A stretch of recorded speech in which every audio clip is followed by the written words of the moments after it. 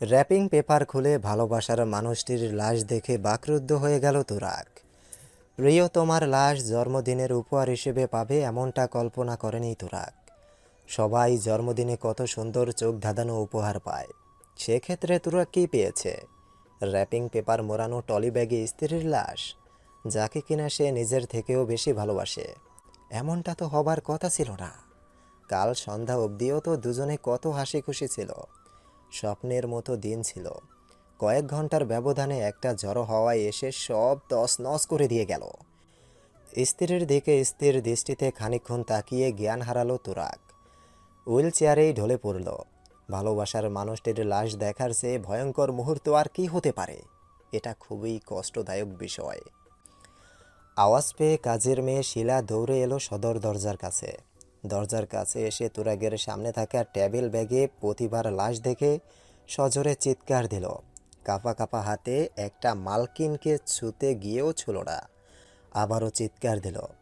শিলার চিৎকার শুনে পাশের ফ্ল্যাট থেকে বেরিয়ে এলো জাহাঙ্গীর আলম। তুরাগের ফ্ল্যাটের দরজা খোলা থাকায় ভিতরে এসে প্রতিভার লাশ দেখে আঁতকে উঠলেন। জাহাঙ্গীর আলম ঠান্ডা মাথার মানুষ, হুটহাট উত্তেজিত হন না। তিনি নিজের ভয় আর আতঙ্ক নিজের মাঝে চাপিয়ে পকেট থেকে ফোন বের করে হাতে নিলেন। তারপর বিল্ডিংয়ের মালিক সমিতির সভাপতি, পুলিশ এবং প্রতিভার পরিবারকে খবর দিলেন। প্রতিভার মা তিহানা জাহান এসে মেয়ের লাশ দেখে জ্ঞান হারালেন। বাবা প্রভাত মির্জা মাথায় হাত আর হাতে ব্যান্ডেজ নিয়ে মেয়ের থেকে খানিকটা দূরে চেয়ারে বসে স্থির দৃষ্টিতে মেয়ের দিকে তাকিয়ে আছে। চোখ দিয়ে অঝরে পানি ঝরছে। একমাত্র আদরের সন্তানের এমন করুণ মৃত্যু তিনি মানতে পারছেন না। তার যেন বিশ্বাসই হচ্ছে না। তিনি হতভম্ব হয়ে গেলেন। কাল রাতেও মেয়ে তাকে নিজ হাতে খাইয়ে দিয়েছে, কত শাসন করেছে।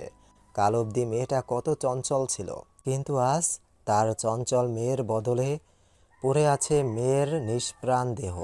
কে জানতো বাবাকে দেখে ফিরতে গিয়ে মেয়েটা আর ফিরবে না, চিরবিদায় নেবে। এমন হবে জানলে কালকে ফিরতে দিতেন না, তিনি নিজের কাছেই রেখে দিতেন। প্রভাত মির্জার পেছনে দাঁড়িয়ে বিলাপ করে কেঁদে যাচ্ছে এক যুবতী, বয়স প্রতিভার মতোই হবে, এই 22 কি 23। শ্যামলা বর্ণের মায়াবী চেহারার এই মেয়েটির নাম স্বরূপা। সম্পর্কে প্রতিভার বান্ধবী, আর সবাই তাদের বান্ধবী মনে করলেও তারা কখনো একে অন্যকে বান্ধবী মনে করতো না, বোনের মতো আপন ভাবত। প্রতিভা তো নিঃশ্বাস একটা ফেললেও স্বরূপার সাথে শেয়ার করত। একের দুঃখে অন্যের দুঃখ, একের সুখে অন্যের সুখ, এমন ভাব দুজনার। খুবই বিশ্বস্ত আর ভালোবাসার মানুষ। স্বরূপা প্রতিভার পরিবারের একজন। তিহানা আর প্রভাত মির্জা স্বরূপাকেও তাদের মেয়ে ভাবেন, সেই হিসেবেই ট্রিট করেন। রক্তের সম্পর্ক না হলেও সম্পর্কটা আত্মার। আত্মার সম্পর্কের বিচ্ছেদের কষ্ট অসহ্য। বান্ধবীর লাশ দেখে স্বরূপার কলিজা ফেটে যাচ্ছে। বান্ধবীর মৃত্যুর খবর শুনে কিভাবে যে এসেছে সেই জানে। পরনে বাসার পরা পাতলা টি শার্ট আর প্লাজো, গায়ে ওড়না নেই, চুল সব এলোমেলো, কাঁদতে কাঁদতে চোখ মুখ ফুলে গেছে, দেখতে বিধ্বস্ত লাগছে। দেখেই বোঝা যাচ্ছে প্রতিভার বাবা মায়ের মতো সেও ট্রমার উপর দিয়ে যাচ্ছে। স্বরূপার বিলাপে বিরক্তির রেখা ফুটে উঠল সাব ইন্সপেক্টর অধরা আনানের মুখে। তরুণী ইন্সপেক্টর অধরা আনান প্রতিভার লাশের সামনে বসে লাশ খতিয়ে দেখছে। এমন কোনো কুলু পায়নি। স্বরূপার বিলাপে তার মনোযোগ বিঘ্ন হচ্ছে বারবার, এতেই বিরক্ত সে। প্রতিভার দিকে খানিক তাকিয়ে একরাশ বিরক্তি নিয়ে উঠে দাঁড়ালো অধরা। তারপর স্বরূপাকে ডাকলো। স্বরূপা হেসকি তুলতে তুলতে ধীর পায়ে অধরার সামনে এসে দাঁড়ালো। অধরা একবার স্বরূপাকে পরখ করে বলল, কান্না থামিয়ে আমার প্রশ্নের উত্তর দাও। স্বরূপা ভেজা গলায় বলল, বলুন। তোমার পরিচয়? কান্না থামিয়ে মিনমিনিয়ে গলায় স্বরূপা উত্তর দিল, আমি স্বরূপা, প্রতিভার বান্ধবী। প্রতিভার সাথে তোমার সম্পর্ক কেমন ছিল? আমাদের আত্মার সম্পর্ক ছিল, অটুট বন্ধন ছিল। বোনের মতো ছিলাম, কত আনন্দে ছিলাম, এক ঝড়ে সব শেষ হয়ে গেল।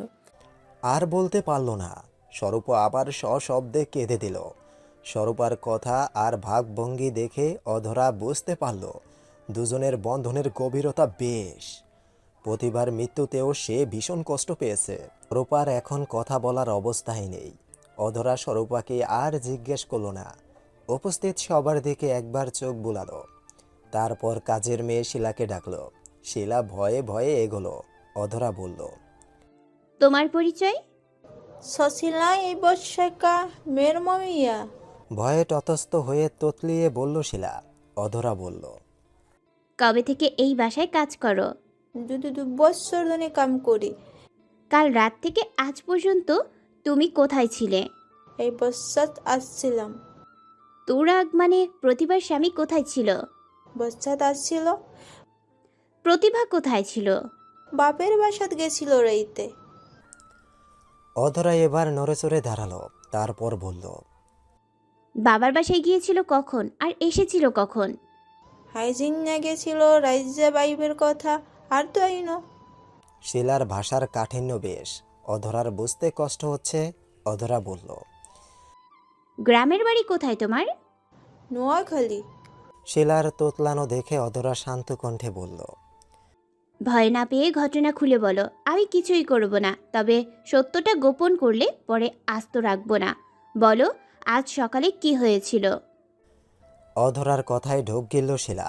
ভয়ে কলিজাটা কাঁপছে তার। ছোটবেলা থেকেই পুলিশকে ভীষণ ভয় পায় সে। অধরা এক কনস্টেবলকে কাছে ডাকলো, তারপর শিলাকে বলল। শিলা তোতলিয়ে তোতলিয়ে তার গ্রামের ভাষায় কাল রাত থেকে সব ঘটনা বলল, যার সারসংক্ষেপ এই যে কাল বিকেলে প্রতিবার বাবা প্রভাত মির্জা সন্ত্রাসীদের হামলার শিকার হন।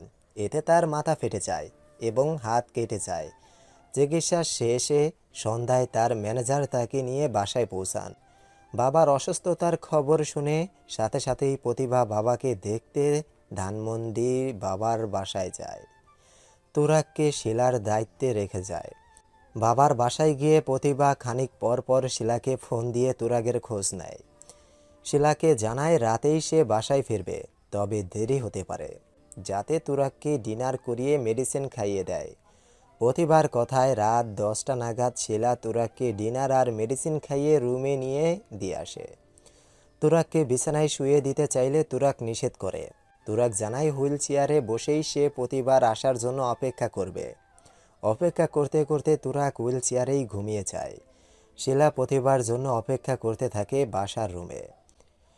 রাত 12টার পরও প্রতিভা না এলে শিলা প্রতিভার কাছে ফোন দেয়, কিন্তু ফোন বন্ধ পায়।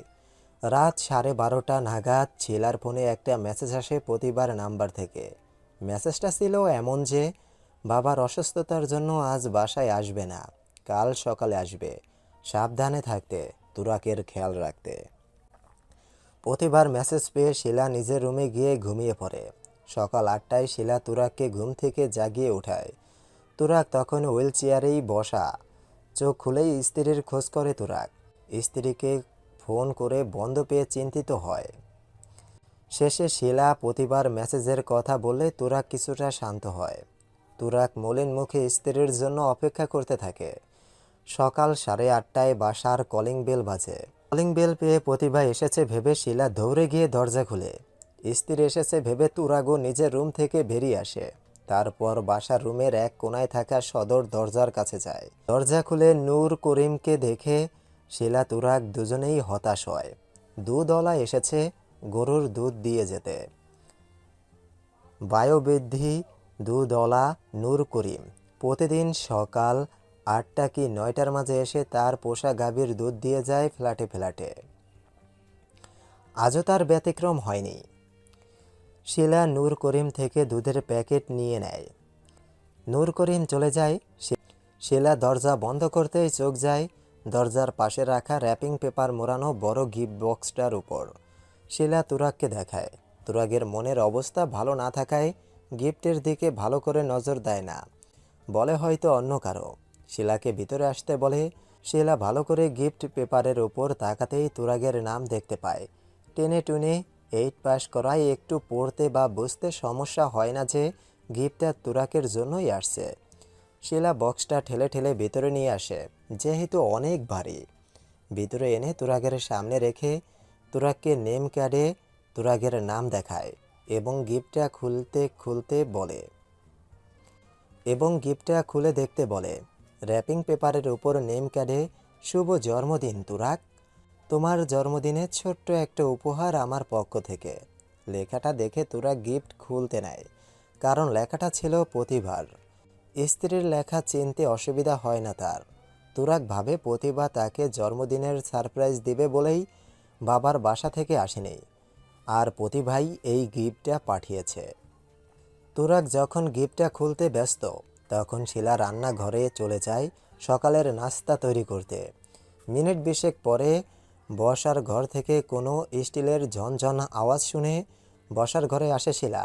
দেখে তুরাগ হুইল চেয়ারে ঢলে পড়েছে, তার মাথাটা কাত করা। হুইল চেয়ার হেলে গিয়ে দেওয়ালের সাথে ঠেকেছে। শিলা তুরাগের কাছে গিয়ে তুরাগকে ঠিক করে বসায়, তারপর কয়েকবার ডাকে, কিন্তু কোনো সাড়া শব্দ পায় না। তারপর পানি আনার জন্য পা বাড়াতেই সামনে বিশাল সাইজের টলি ব্যাগের ভিতরে প্রতিভাকে দেখে ভয় পেয়ে যায় এবং চিৎকার জুড়ে দেয়। এরপর পাশের ফ্ল্যাটের চাচা আসে এবং সবাইকে খবর দেয়। শিলার কথা খুব মনোযোগ দিয়ে শুনে অধরা, তারপর ভাবুক কণ্ঠে বলে, আচ্ছা তুরাগ হুইল চেয়ারে কেন? কি হয়েছে? আর কবে হয়েছে? 15 কি 16 বছরের কিশোরী শিলা জবাব দেয়। অ্যাক্সিডেন্ট হয়েছে 2 মাস আগে। রাস্তায় গাড়ি চালাতে যাই, হাসপাতালে আসছিল 20 দিন। ঠ্যাং ভাঙ্গি গেছে, আইটে মাইটে হারে না। হিললেই ডাক্তারে হুইল চেয়ারে চল পেললেই কইছে। হেসমেতুন ভাইয়া হুইল চেয়ারে আছে। ও আচ্ছা, তা ওদের স্বামী স্ত্রীর সম্পর্ক কেমন ছিল? মেলা ভালো আছিল। ভাইয়া ভাবির তো লাভ ম্যারেজ। মেলা ভালোবাসে, দেনও করে ধনও করে। কখনো রাগারাগি বা ঝগড়া হয়নি, বিশেষ করে গত 1 সপ্তাহে? না ম্যাডাম, কিছু হয়নি। বিয়ের পর থেকে কোনোদিন ওকে রাগারাগিও করতে দেখুন। ভাবি তো ভাইয়ের সেবা করেই দিন রাত। ভাইয়ের মেলা খেয়াল রাখে। ওহ আচ্ছা। বলেই অধরা জাহাঙ্গীর আলমের কাছে যায় এবং তার সাথে কথা বলে। সেও প্রতিভা আর তুরাগের সম্পর্কে ভালোই ধারণা প্রকাশ করেছে, কোনো খারাপ দিক দেখেনি। জাহাঙ্গীর আলমের সাথে কথা বলে অধরা আবার লাশের কাছে গেল। তরুণী সাব ইন্সপেক্টর অধরা আনান আরও একবার প্রতিভাকে সূক্ষ্ম দৃষ্টিতে পরখ করে। এই কেসটা অধরাই হ্যান্ডেল করবে। তার কপালে চিন্তার ভাঁজ। পুলিশে জয়েন করেছে প্রায় বছর 3 হবে। এর মাঝে অনেক চ্যালেঞ্জিং কেস হাতে পেয়েছে। অল্প সময়ের মাঝে অনেক জটিল কেস সমাধান করে সুনাম অর্জন করেছে। চারদিকে তার নিষ্ঠা আর সাহসিকতার জয়গান হয়। মেয়ে হয়েও কখনো পিছনে থাকেনি, বরং অনেক পুরুষ পুলিশ যা সাহস করতে পারেনি তা অধরা করেছে। বড় বড় রাঘব বোয়ালের মুখোশ টেনে খুলেছে নির্ভয়ে। কিন্তু 3 বছরের কর্মজীবনে প্রতিভার কেসের মতো এমন চ্যালেঞ্জিং আর রহস্যময় কেস আর পায়নি সে। যখন থানায় ফোন দিয়ে কেউ একজন বলেছিল র্যাপিং পেপার মোড়ানো টলি ব্যাগে একটা লাশ পাওয়া গেছে, দ্রুত আসতে, তখনই অধরার মনে হয়েছে বেশ রহস্যময় কেস পেতে যাচ্ছে। কিন্তু ঘটনাস্থলে এসে প্রতিবার লাশ দেখে তার মনের ভাবটা বেড়ে গেল। এর আগে অনেক লাশ দেখেছে, কিন্তু এমন লাশ দেখেনি অধরা। স্ত্রীকে খুন করে লাশকে বারবি গাউন আর পার্টি সাইজ দিয়ে স্বামীর জন্মদিনে পাঠানো হয়েছে। লাশের দুধে আলতো ফর্সা চেহারায় ভয়ার্ততার পরিবর্তে রয়েছে বিস্ময়ী ভাব। গোল গোল চোখ দুটো বড় বড় দ্বিগুণ গোল করে তাকিয়ে আছে। মানুষ অনাকাঙ্ক্ষিত বিষয় দেখলে যেমন অবাক হয়, তেমনই একটা ভাব। মৃত্যুর আগে হয়তো চমকপ্রদ কিছু দেখেছে, যার দরুন সে বিস্মিত হয়েছে। বিস্মিত ভাবটা অতি মাত্রায় ছিল বলেই চেহারায় মৃত্যু কষ্ট থেকে চমকপ্রদ বিষয়ে বিস্ময়ী ভাব লেগে আছে, যা মৃত্যুর কষ্টকেও তুচ্ছ করেছে। তাই তো গোল গোল দুটো চোখ আর চেহারায় বিস্ময় মাখিয়ে মারা গেছে। তা আর স্বাভাবিক হয়নি, এখনও সেভাবেই আছে। পরিধানে একটা অফ হোয়াইট বারবি গাউন, হাতে অফ হোয়াইট ডায়মন্ড ব্রেসলেট, গলায় ভারী কাজের ডায়মন্ডের নেকলেস যা পুরো গলাটাকে ঢেকে রেখেছে। কানে নেকলেসের সাথে মিলানো ইয়ারিং বা হাতের অনামিকা আঙ্গুলে ডায়মন্ডের রিং, মাথার চুলগুলো পাপ করে খোপা করা, চেহারায় মেকআপের কমতি নেই, ভারী মেকআপ করা হয়েছে, পাটি সাজে সাজানো হয়েছে। সব মিলিয়ে প্রতিভার রূপ এখনও নজরকাড়া। না জানি চেহারাটা স্বাভাবিক থাকলে কেমন লাগতো। নিশ্চয়ই অপ্সরের মতো লাগতো, কিংবা পুতুলের মতো। তবে একটা বিষয় অধরাকে অবাক করেছে, তা হলো প্রতিবার সাজসজ্জার বিঘ্ন না হওয়া। প্রতিবার সাজসজ্জা একটুও এদিক ওদিক হয়নি। না লিপস্টিক ছড়িয়েছে, আর না একটা চুল এলোমেলো হয়েছে। সব কিছুতে চকমকে ভাব, যেন খানিক আগেই কেউ খুব যত্ন করে সাজিয়ে টালি ব্যাগে হাঁটু গুজিয়ে আলতো করে শুইয়ে দিয়েছে, কিংবা নিজে সেজে গুজে স্টাইলে শুয়ে আছে। কিন্তু কথা হচ্ছে, খুনটা কিভাবে করা হয়েছে? এতক্ষণ পরখ করার পর যা বোঝা গেল, শরীরে আঁচড়ের লেশ মাত্র নেই, না গলায় কোনো দাগ আছে, আর না শরীরে। অফ হোয়াইট গাউনটার কোথাও একটু রক্ত লক্ষ্য করা যাচ্ছে না। তার মানে কোথায়ও কাটা ছেঁড়াও নেই। তার মানে কোথায় কাটাও ছেঁড়াও নেই। তার মানে কোথাও কাটা ছেঁড়া নেই। তবে খুন করলো কিভাবে? প্রতিবার গেট আপ ও অধরাকে ভাবাচ্ছে। যদি সাজিয়ে খুন করা হয়, তবে মৃত্যুর আগে খানিক দস্তাদস্তি হলেও প্রতিবার সাজ বিঘ্ন হওয়ার কথা। কিন্তু তা তো হয়নি। সব সাজে নতুনত্ব বজায় আছে এখনও। তবে কি খুন করার পর লাশকে সাজানো হয়েছে, তারপর স্টাইলে ব্যাগে রেখে দিয়েছে, নাকি সাজানোর পর অন্য কোনো উপায়ে প্রতিভাকে খুন করেছে, যা প্রথমে প্রতিভা নিজেই টের পায়নি? পরে যখন টের পেয়েছে তখন সে ভীষণ রকমের বিস্মিত হয়েছে। তবে দেখে বোঝা যাচ্ছে প্রতিভাকে খুন করা হয়েছে বেশি সময় হয়নি, সর্বোচ্চ 7-8 ঘন্টা হবে। অধরা তার বাম হাতটা উঁচু করে হাতে পরে থাকা কালো বেল্টের ডায়াল ঘড়িটার সময় দেখে নিল। এখন বাজে সকাল 9:30। অনুমানিক 7-8 ঘন্টা আগে খুন হলে প্রতিবার খুন হয়েছে রাত 2টায়। প্রতিবার বাবার বাসা থেকে বের হয়েছে রাত 11টায়, অথচ 12টায় শিলাকে মেসেজ দিয়ে বলেছে সে তখনও বাবার বাসায়, কাল আসবে বাসায়। প্রতিভা মিথ্যা বলল কেন? 11টায় বাবার বাসা থেকে বের হয়ে স্বামীর বাসায় না ফিরে গিয়েছিল কোথায়? মেসেজেই বা করেছে কেন? আর প্রতিবার লাশ মোড়ানো র্যাপিং পেপার, এর ওপর নেম ক্যাডে প্রতিবার লেখা কিভাবে এলো? খুনি কি প্রতিবার লেখা নকল করেছে, নাকি প্রতিভাই লিখেছে? আর চিরকুট কে লিখেছে? নিজের লাশের ওপর নিজে চিরকুট রেখেছে প্রতিভা। অধরা তুরাগের হাত থেকে নেওয়া চিরকুটটা হাতে নিয়ে আরেকবার চোখ বুলালো। সারপ্রাইজ হয়ে আমি তোমার জীবনে এসেছি, সারপ্রাইজ হয়ে তোমাকে রাঙিয়ে তোমাকে ভাঙিয়ে চলে যাচ্ছি। তোমার জন্মদিনে কি উপহার দেওয়া যায় ভাবতে ভাবতে গত 1 সপ্তাহ আমার মাথা ধরে গিয়েছিল। হুট করেই এই প্ল্যানটা আমার মাথায় এলো, তাই কাজে লাগালাম। কেমন লাগলো সারপ্রাইজ? আমাকে এই বেশে কেমন লাগছে? নিশ্চয়ই ভালো। ভালো তো লাগতেই হবে, দেখতে হবে না বউটা কার। যাই হোক, শুভ জন্মদিন। নিজের খেয়াল রেখো, ঠিকমতো মেডিসিন নিও, একদম হেয়ালি করো না। আর হ্যাঁ, সবাইকে বলে দিও আমার মৃত্যুর জন্য কেউ দায়ী না, আমি সুইসাইড করেছি। অধরা চিরকুটটা পরে আবারও ভুরু কুঁচকালো। এই সুইসাইড কিভাবে হয়? সুইসাইডের জন্য এত প্ল্যানিং কেন? আর মেয়ে হয়ে বাবার অসুস্থতার দিকে খেয়াল না দিয়ে স্বামীর জন্মদিনের উপহার নিয়ে পড়েছিল কিভাবে? তাছাড়া সুইসাইড হলে লাশের উপর চিরকুট আর লাশ প্যাকিং পাঠানো কে করেছে? চিরকুট আর নেম কার্ডে একই লেখা, তবে মৃত্যুর পর নেম কার্ডে কিভাবে লিখলো? চিরকুট পরে বোঝা যায় প্রতিবার মৃত্যুর আগেই সেজেছিল, কিন্তু সেজে গুজে সুইসাইড করলে শ্বাস এলোমেলো হলো না কেন? আর সুইসাইড সাধারণত সবাই গলায় দড়ি দিয়ে হাতের রগ কেটে কিংবা বিষ খেয়ে করে, কিন্তু প্রতিবার শরীরে এমন কিছুই নেই। তবে কিভাবে সুইসাইড করলো? স্পষ্ট বোঝা যাচ্ছে এটা মার্ডার। তবে প্রতিভা চিরকুটে সুইসাইড বলল কেন? যদি মার্ডার হয় তবে প্রতিভা নিজের হাতে চিরকুট আর নেম ক্যাডে লিখলো কিভাবে? কেউ কাউকে ফোর্স করে লেখালে হাত কেঁপে লেখা বাঁকা হবে, কিন্তু লেখা তো একেবারে স্পষ্ট, যেন যত্ন করে লিখেছে। মার্ডার হলে এটা কিভাবে সম্ভব? অধরার মাথায় তালগোল পাকিয়ে যাচ্ছে। আসল রহস্যটা কি? এটা মার্ডার না সুইসাইড? মার্ডার হলে খুনিকে, আর সুইসাইড হলে হেল্পারকে। এমন সাজিয়ে গুজিয়ে খুন করে স্বামীকে জন্মদিনের উপহার হিসেবে পাঠানোর কারণ কি? কি কারণ? হাতের তর্জনী আর মধ্যমার মাঝে কলম আটকে বৃদ্ধাঙ্গুল দিয়ে কলম ঘোরাচ্ছে অধরা। কপালে চিন্তার ভাস। কোনো কিছু নিয়ে গভীরভাবে চিন্তা করছে সে।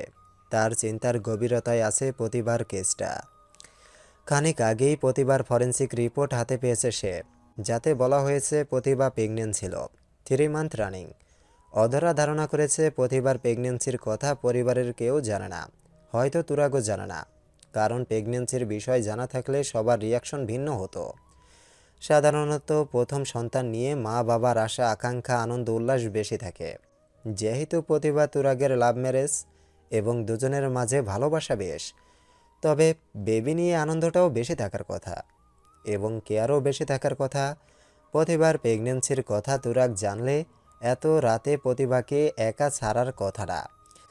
নিজেদের গাড়ি থাকা সত্ত্বেও অধরাকে লোকাল গাড়িতে করে আসা যাওয়া করতে দিত না। সব সময় প্রাইভেট কারে ঘুরে বেড়ানো মেয়েটা হঠাৎ লোকাল গাড়ির আশ্রয় নিল, তাও এত রাতে কেন?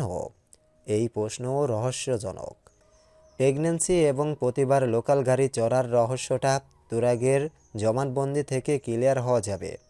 স্ত্রীর মৃত্যুর পর তুরাগ গত কয়েক ঘন্টা 6 বার জ্ঞান হারিয়েছে। হুঁশ ফিরে প্রতিভা প্রতিভা বলে আবার জ্ঞান হারায়, যার কারণে তার জবানবন্দি নেওয়া সম্ভব হয়নি। তুরাগের জবানবন্দি নিলে ব্যাপারগুলো আরও সহজে ক্লিয়ার হতো, এত ধোঁয়াশা থাকতো না। আচ্ছা, প্রতিভার মৃত্যুর পিছনে প্রেগনেন্সি দায়ী নয় তো? কোথাও এই বাচ্চা অবৈধ নয় তো?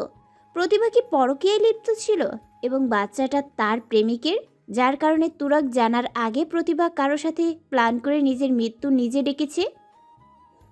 কিংবা সেই প্রেমিকের সাথে কোনো কারণে বিরোধ লেগে প্রেমিকই প্রতিভাকে খুন করেছে? এমন হওয়া অস্বাভাবিক নয়। হতে পারে আজকাল পরকীয়া খুন এসব অহরহ দেখা যায়, রীতিমতো ট্রেন্ড হয়ে গেছে। কিন্তু সবার ভাষ্য মতে প্রতিভা তুরাগের বন্ডিং ভালো ছিল, সম্পর্কটা ভালোবাসায় ভরপুর ছিল। তুরাগকে প্রতিভা প্রচণ্ড ভালোবাসতো। যদি ভালো না বাসতো কিংবা পরকীয়া করত, তবে তুরাগের অ্যাক্সিডেন্টের পর দিনরাত তুরাগের সেবা না করে বয়ফ্রেন্ডের সাথে পালিয়ে যেত। সে তো তা না করে অসুস্থ স্বামীর সেবায় দিনরাত এক করে দিয়েছে। তবে স্বামীর প্রতি এত ভালোবাসা থাকলে প্রেগনেন্সির কথা জানালো না কেন? যদি জানায় তবে তারা আমাদের কাছে বিষয়টা লুকালো কেন? এখানেও ঘাপলা আছে। পুরো কেসটাই ধোঁয়াশা, রহস্যে ঘেরা। আর এক ধোঁয়াশা হলো মৃত্যুর ধরন। প্রতিবার মৃত্যুটা শ্বাসরোধের কারণে হয়েছে, যা গলায় দড়ির মাধ্যমে হয়েছে। রিপোর্ট বলছে গতকাল রাত 3টা নাগাদ প্রতিবার মৃত্যু হয়েছে। ফরেন্সিক রিপোর্টে চোখ বুলিয়ে অধরা ভাবছে। প্রতিভার মৃত্যু যদি গলায় দড়ি পেঁচিয়ে শ্বাসরোধের কারণে হয়, তবে গলায় দড়ির চিহ্ন তো থাকবে না। কিন্তু আমি যখন লাশ দেখলাম তখন তো গলায় বিন্দু মাত্র চিহ্নও ছিল না। গলায় ফাঁস লাগালো অথচ গলায় কোনো দাগ হলো না, এটা কিভাবে সম্ভব? আর প্রতিভা বাবার বাসা থেকে বের হয়েছে রাত 11টায়। রাত 12টায় প্রতিভা শিলাকে মেসেজ করেছে। এর অর্থ দাঁড়ায় রাত 12টা অবধি ও প্রতিভা সুস্থ সবল এবং সজ্ঞানে ছিল। প্রতিভার ফোন লোকেশন বলছে সে রাত 12টায় ধানমন্ডি লেকে ছিল। মেসেজ দেওয়ার পর থেকে এখন অবধি ফোনটার লোকেশন ধানমন্ডির লেকেই শো করছে। তার মানে ফোনটা এখনও ওখানেই আছে। কিন্তু বাবার বাসা থেকে মিরপুর স্বামীর বাসায় না গিয়ে এত রাতে লেকের পাড়ে কেন গেল? কে ডেকেছে তাকে? তার প্রেমিক নাকি অন্য কেউ? প্রতিভা যখন লেকে গেল তখন তার বাবা মা ধানমন্ডি নিজেদের বাড়িতে ছিল। স্বরূপা প্রতিভার বাবার বাসায় ছিল। তুরাগ ও মিরপুর নিজের ফ্ল্যাটে ছিল। তবে বাসায় যাবার নাম করে প্রতিভা লেকে কেন গেল? কে ডাকলো? আর তার মৃত্যু কেন হলো? এটা ঘাপলা নাম্বার 2। ঘাপলা নাম্বার 3 হচ্ছে প্রতিভার মৃত্যু হয়েছে রাত 3টায়। তুরাগদের বিল্ডিংয়ের দারোয়ান গেট খুলে ভোর 5টায়। কারণ বিল্ডিংয়ের অনেকে ফজরের নামাজ পড়তে যায়। ভোর থেকেই মানুষের চলাচল শুরু হয়ে যায়। ভোর 5টার পর লাশ আনা সম্ভব নয়। তাছাড়া আসার আগে বিল্ডিংয়ের সিসিটিভি ফুটেজ চেক করেও ভোর 5টার পর বাইরের কাউকে বিল্ডিংয়ে প্রবেশ করতে কিংবা বের হতে দেখা যায়নি। তার মানে ভোর 5টার আগেই লাশ তুরাগের ফ্ল্যাটের সামনে পৌঁছে গেছে। কিন্তু দারোয়ানের ভাষ্য মতে কাল রাত 12টা থেকে ভোর 5টার পর অবধি না কেউ এই বিল্ডিং থেকে বের হয়েছে আর না কেউ বাইরে থেকে এসেছে। সিসিটিভি ফুটেজও তাই বলছে। ভুয়া ভিলার গ্রাউন্ডে কোনায় কোনায় লাইট জ্বালানো থাকে সারা রাত। লাইটের উজ্জ্বল আলোতে প্রতি সেকেন্ড সিসিটিভিতে রেকর্ড হয়। যদি কেউ লাশ নিয়ে আসে তবে সিসিটিভিতে রেকর্ড হওয়ার কথা, কিন্তু তেমন তো রেকর্ড হয়নি। যদি না আসে কেউ, তবে লাশ তুরাগের ফ্ল্যাটের সামনে আসলো কিভাবে? এখানেই রহস্য। সব কিছু খুব ভালো করে খতিয়ে দেখতে হবে। এখনই ভুইয়া ভিলায় গিয়ে সব কিছু আরেকবার পরখ করে আসবে বলে সিদ্ধান্ত নিল অধরা। তার সন্দেহ তার অদেখা কোনো ক্লু সে ফেলে এসেছে, তার সন্ধানেই যাবে। সিসিটিভি ফুটেজ আরেকবার চেক করবে, কিন্তু তার আগে একবার ফরেনসিক রিপোর্টের ব্যাপারটা ক্লিয়ার হওয়া দরকার। মৃত্যুটা কিভাবে হয়েছে জানাটা খুব দরকার, এতেই হয়তো কোনো জোট থাকতে পারে। ফরেনসিক বিভাগের ডাক্তার লিপিকা মণ্ডলকে ফোন দিল অধরা। তার সাথে ব্যক্তিগতভাবে পরিচিত সে, তাই খাতিরটা একটু বেশি। প্রথমবার রিং হওয়ার পরেই রিসিভ হলো। কুশল বিনিময় শেষে অধরা বলল, আচ্ছা ডক্টর, প্রতিভার মৃত্যুটা কিভাবে হয়েছে? শ্বাসরোধের কারণে মৃত্যু হয়েছে। গলায় দড়ির দাগ পাওয়া গেছে, অর্থাৎ গলায় দড়ি দেওয়ার ফলে শ্বাস বন্ধ হয়ে মারা গেছে, যা আমাদের পরীক্ষায় ধরা পড়েছে। কিন্তু আজ সকালে আমি লাশ যখন দেখলাম তখন তো গলায় কোনো দাগ ছিল না, তবে এখন কিভাবে দেখা গেল? তুমি দেখোনি, কারণ দড়ির দাগটা ভারী মেকআপের সাহায্যে ঢেকে দেওয়া হয়েছে। তার উপর গলায় থাকা ভারী নেকলেস দেওয়ার ফলে গলার দাগটা কারো নজরে পড়েনি। ডক্টর রিপিকার কথায় অধরা চমকে গেল, কিন্তু সেটা লিপিকাকে বুঝতে না দিয়ে বলল, শরীরে আর কোনো আঘাতের চিহ্ন নেই তো? না, শরীরে আর কোথাও একটা পিঁপড়ের কামড়ের সমান জখমও নেই। গলায় দড়ি দেওয়ার ফলেই মৃত্যু হয়েছে। মৃত্যুর আগে কোনো নেশা করা হয়েছে কি? না, একদমই স্বাভাবিক ছিল। সেক্সুয়াল কিছু? না। লাশের শরীরে কারো আঙুলের ছাপ পাওয়া গেছে? না। আপনার কি মনে হয় এটা কি কোনোভাবে সুইসাইড হতে পারে? মৃত্যুর আলামত দেখেই তো স্পষ্ট বলা যায় এটা মার্ডার কেস। সুসাইড কোনোভাবে হতেই পারে না। সুসাইড হলে তার চোখে মুখে বিস্ময় ভাব থাকতো না, যা লাশের চেহারায় দেখা যাচ্ছে। সুইসাইড হলে মরার পর নিজের গলার দাগ কিভাবে মোছা সম্ভব? আর যদি মার্ডার কেস হয় তবে প্রতিভার মুখে আতঙ্ক থাকতো, যা মৃত্যুর পর প্রতিভার মুখে ছিল না। এখানেই ঘাপলা। এই গাফলাই সমাধান করতে হবে তোমাকে। হেসে বললেন লিপিকা। অধরা কি ভেবে বলল, ম্যাম, আপনি প্রতিভার ভিতরে বেড়ে ওঠা ভ্রূণের ডিএনএ টেস্ট করুন আর যত দ্রুত পারেন আমাকে রিপোর্ট জানান। এটা খুবই গুরুত্বপূর্ণ। আর আমি আপনাকে পরে ফোন দিচ্ছি।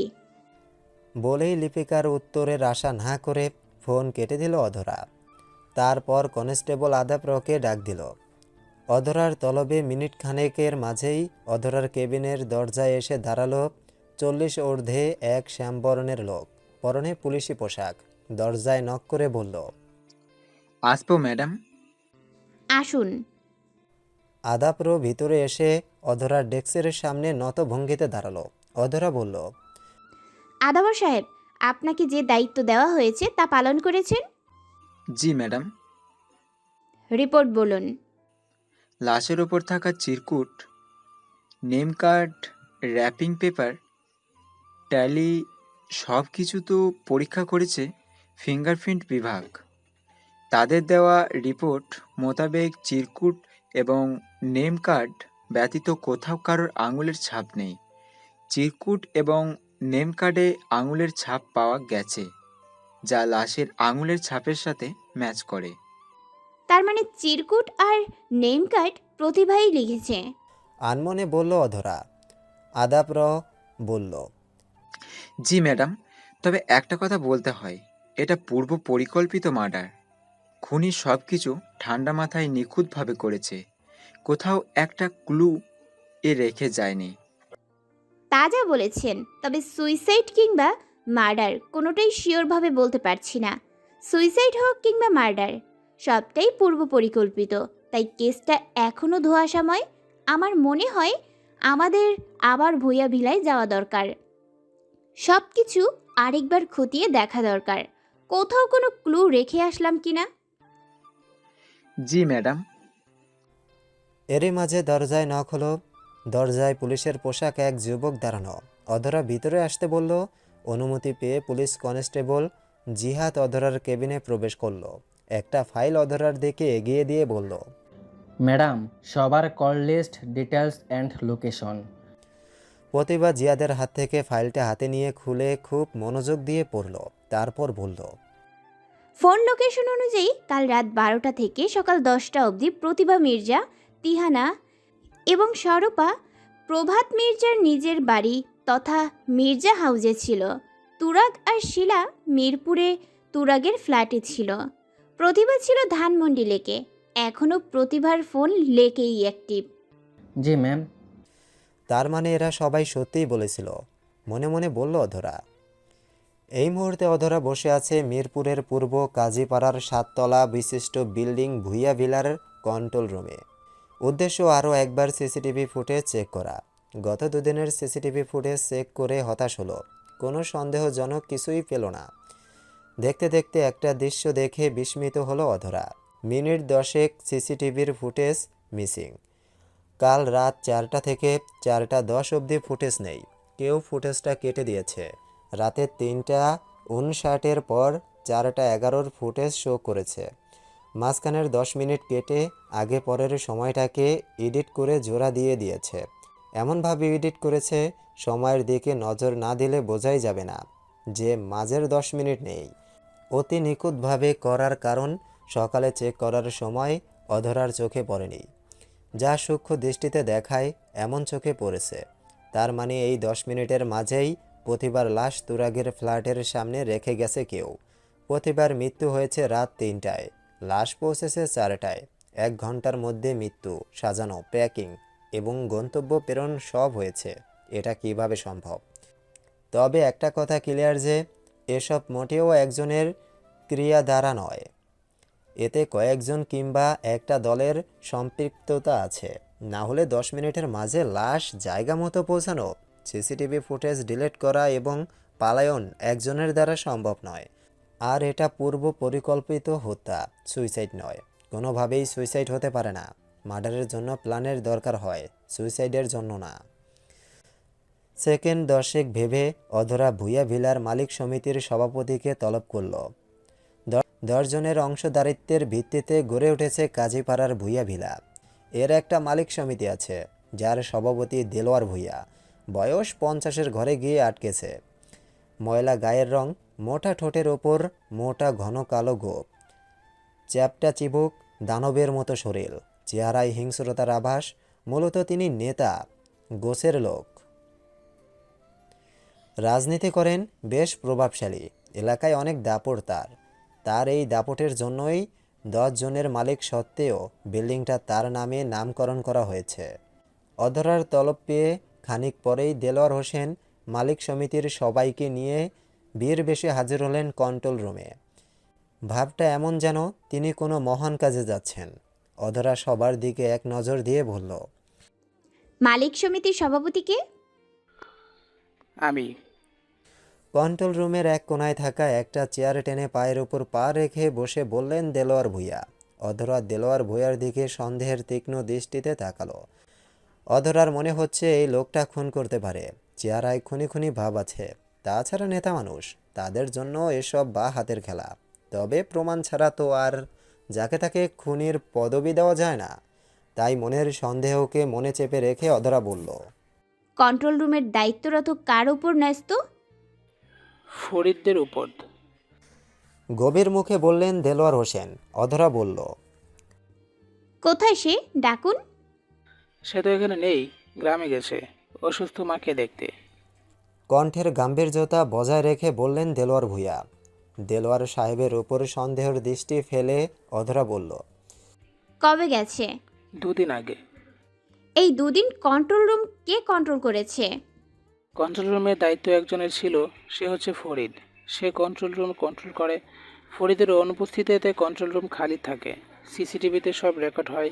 ফরিদ আসলে চেক করে, কোনো সমস্যা দেখলে আমাদের জানায়, আমরা সমাধান করি। সিসিটিভি ক্যামেরা বসিয়েছে তা চেক করার জন্য। পার্মানেন্ট লোক রাখেন না কেন? আর ফরিদের অনুপস্থিতিতে মালিক সমিতি কেউ একজন দিয়ে সেই দায়িত্ব পালন করাতে পারতেন, তাহলে আজ কেউ এভাবে লাশ রেখে পালিয়ে যেতে পারত না। আপনাদের একটু অসচেতনতার জন্য মানুষের জীবন যায়। বিরক্ত কণ্ঠে বলল অধরা। অধরার কথায় দেলোয়ার হোসেনের চোয়ালের কাঠিন্যতা দেখা দিল। কণ্ঠে কঠোরতা মিশিয়ে কালো চেহারাটাকে আরও কালো করে বললেন, দেখুন ম্যাডাম, আপনি খুনের ইনভেস্টিগেশন করতে এসেছেন, তাই করুন। আমাদের কাজ শিখাতে আসবেন না। কন্ট্রোল রুমে কাকে রাখবো না কাকে রাখবো আমরা বুঝবো, আপনাকে বলতে হবে না। এই সিকিউরিটিতে ভুয়ার বিলাই কখনো চুরি হয়নি। ভাগ্যের নির্মম পরিহাসে এখন খুন হয়েছে, এতে আমাদের তো কোনো দোষ নেই। খুনি খুন করেছে, আমরা করিনি। আর সব সময় তো আর খুন হয় না যে আমরা অ্যালার্ট থাকবো। আজ হয়েছে, আর কখনো হবে না। আমাদের সিকিউরিটি এমন থাকবে, তাই আপনি আমাদের নীতি না শিখিয়ে খুনিকে ধরুন। আমি আমার কাজই করছি, আপনাদের জবাবদিহি করার রাইট আছে আমার। খুন যেহেতু ভুয়া ভিলাই হয়েছে আর আমাকে এই কেসের দায়িত্ব দেওয়া হয়েছে, তাই আমি কেস সলভ করব। আর কেস সলভ করার জন্য আপনাদের সাথে জেরা করতে পারি। কেস সলভ করার জন্য আমাকে যা করতে হয় আমি তা করব। এর পিছনে যত বড় নেতা বা রাঘব বোয়ালি থাকুক না কেন, আমি খুনিকে আইনের আওতায় এনে শাস্তি দিবই। দৃঢ় কণ্ঠে বলল অধরা। দেলোয়ার হোসেন মুখ ভর্তি পানের রস পিক করে পাশে ফেলে হেসে বললেন, আপনার যা করার করুন, আমরাও দেখি কেমন পারেন আপনি। পারলে খুনিকে বের করুন দেখি। আর হ্যাঁ, আমরা নির্দোষ মানুষ, আমাদের এসবের জড়াবেন না। যত তাড়াতাড়ি সম্ভব কেস সলভ করুন। আমার বিল্ডিংয়ে পুলিশের অবাধ যাতায়াত আমার পছন্দ না। এমনিতেই পুলিশদের আমার ভীষণ অপছন্দের। আপনাদের ইনভেস্টিগেশনের চিপায় পড়ে পুরো বিল্ডিংয়ের সব মানুষের ডিস্টার্ব হচ্ছে। খুনিকে বের করতে এসেছেন, খুনিকে বের করে দলবল নিয়ে বিদায় হন। আমাদের জ্ঞান দিতে কিংবা জেরা করতে আসবেন না, অন্যথায় ফলাফল ভালো হবে না। অধরাকে কিছু বলার সুযোগ না দিয়ে দেলোয়ার ভুইয়া তার দলবল নিয়ে চলে গেলেন। কনস্টেবল জিহাদ বলল, ম্যাম দেখলেন, চোরের মেয়ের বড় গলা। এই লোকের নামে চাঁদাবাজি, খুন, অপহরণের মামলা আছে। ক্ষমতার দাপটে কেউ কিছু করতে পারে না। এই লোকেরে আমার সন্দেহ হয়, দেখতেই খুনি লাগে। এই লোক কোথাও কোনোভাবেই এই খুনের সাথে জড়িত নয় তো? অসম্ভব নয়, হতে পারে। ক্ষমতার দাপটে মানুষ সব করতে পারে। এখন আমাদের সূত্র খুঁজে বের করতে হবে। কে কোন অ্যাঙ্গেলে চাল চালছে সেটাই আমাদের বের করতে হবে। একবার সূত্র খুঁজে পেলে আমরাও আমাদের পাওয়ার দেখাতে পারবো। আচ্ছা শোনো, মালিক সমিতির সবার ওপর নজর রাখো। আচ্ছা ম্যাম। আর দারোয়ানকে ডাকো। এই দারোয়ানের মাঝেই আমার ঘাপলা লাগে। ভুইয়া ভিলার মধ্যবয়সী দারোয়ান বোরহান অধরার সামনে দাঁড়িয়ে আছে নত ভঙ্গিতে। ফ্যানের নিচে দাঁড়িয়েও দরদর করে ঘামছে। বাদামি চামড়ার হাত দুটো একটা দিয়ে আর একটার আঙুল কসলাচ্ছে। ত্রিকোণ চোয়াল ভয়ে ঘেরা, কপালে চিন্তার ভাঁজ, ভয়ে কাঁচামোচো করছে, চোখ এদিক ওদিক করছে, যেন পালানোর পথ খুঁজছে। ভাবটা এমন যে বড়সড় কোনো অপরাধ করে ধরা খেয়েছে। অধরা বোরহানের হাত কসলানো দেখে মুচকি আসলো। বোরহানের ভয়ার্ত চেহারার দিকে তাকিয়ে গম্ভীর কণ্ঠে বলল, এমনটা কেন করলেন? কক্কি রেছে ম্যাডাম। তোতলিয়ে বলল বোরহান। অধরা গম্ভীর কণ্ঠে বলল, প্রতিভার সাথে আপনার কিসের শত্রুতা ছিল যে এভাবে খুন করলেন? আমি সব জানি, আমার কাছে লুকিয়ে লাভ নেই, সত্যটা বলুন। দারোয়ান অধরার দিকে তাকিয়ে ঢোক গিলল। অধরার কথায় বোরহানের ভয় ক্রমশ বেড়ে গেল। ভয়ে ভয়ে ঢোক গিলল। উত্তর না দিয়ে কাচুমাচু করতে দেখে অধরা একটা ধমক দিল। কি হলো বলুন? চুপ করে আছেন কেন? চুপ করে থাকলে কিন্তু নিস্তার পাবেন না, তাই তাড়াতাড়ি সত্যটা স্বীকার করুন। বিশ্বাস করুন ম্যাডাম, আমি কিছু করিনি। ভীত কণ্ঠে তোতলিয়ে বলল বোরহান। অধরা বলল, কিছু না করলে এমন তোতলাচ্ছেন কেন? ভয় ভয়? ভয় পায় দোষীরা, নির্দোষীরা তো ভয় পাওয়ার কথা না। তবে কি আমি ধরে নেব আপনি দোষী? ভ্রুকুসকে বলল অধরা। নিজেকে নির্দোষ প্রমাণ করার জন্য হলেও ভয় কাটাতে হবে। এই ভেবে ভয় খানিকটা কাটিয়ে আকুতি ভরা কণ্ঠে বোরহান বলে উঠল। বিশ্বাস করুন ম্যাডাম, আমি কিছু করিনি, আমি নির্দোষ। তেজি কণ্ঠে বলল। সত্য কি আপনি বলবেন নাকি আমি থানায় নিয়ে যাব? ভালোই ভালোই সত্যটা স্বীকার করুন। বলুন, কাল রাতে কে এসেছিল লাশ নিয়ে? তখন আপনি কি করছিলেন? কাল রাতে বাইরে কেউ আসেনি ম্যাডাম। নিজেকে যথেষ্ট স্বাভাবিক রেখে বলল বোরহান। অধরা প্রশ্নবোধক চাহনি দিয়ে বলল। তাহলে কি ভিতরের কেউ এসেছিল? না ম্যাডাম, কাল রাত 12টার পর থেকে ভোর অবধি কারোর আসা যাওয়া ছিল না। কারো যাওয়া আসা না থাকলে লাশ কি হেঁটে হেঁটে তুরাগের ফ্ল্যাটের সামনে গেছে? বলুন। বোরহান চুপ মেরে গেল। অধরা এক ধমক দিয়ে বলল। আপনি কি ভালোই ভালোই সত্যটা স্বীকার করবেন নাকি আমি অন্য উপায় বেছে নেব? বোরহান এবার ঘাবড়ে গেল। কাঁদো কাঁদো গলায় বলল। বিশ্বাস করুন ম্যাডাম, আমি কিছু করিনি, আমি নির্দোষ। অধরা বাঁকা হেসে বলল। চোর চুরি করে কখনো বলে আমি চুরি করেছি? শাক দিয়ে মাছ না ঢেকে বলুন, লাশ কে নিয়ে এসেছে? আমি জানি না। কাল সারা রাত আপনি কোথায় ছিলেন? গেটের কাছেই ছিলাম। ঘুমিয়েছিলেন? না, জেগেই ছিলাম। আপনি গেটের কাছে জাগ্রত অবস্থায় সারা রাত পাহারা দিয়েছেন, অথচ রাতে কেউ বাহির থেকে লাশ নিয়ে এসে এক ফ্ল্যাটের সামনে রেখে গেল, আপনি টের পাননি? ব্যাপারটা কেমন হাস্যকর শোনাচ্ছে না? মজা করছেন আমার সাথে? গর্জন করে বলল অধরা। অধরার গর্জনে দারোয়ান কেঁপে উঠল। ভয়ে ভয়ে বলল।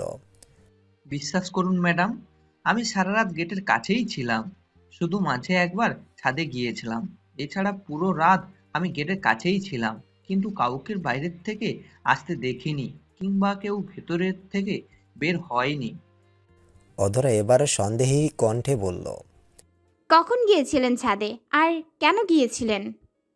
রাত 4টার দিকে 5তলার ভাড়াটে ছেলেটা মানে অভি ফোন দিয়ে বলছিল পানির সমস্যা, লাইন চেক করতে, তাই গিয়েছিলাম।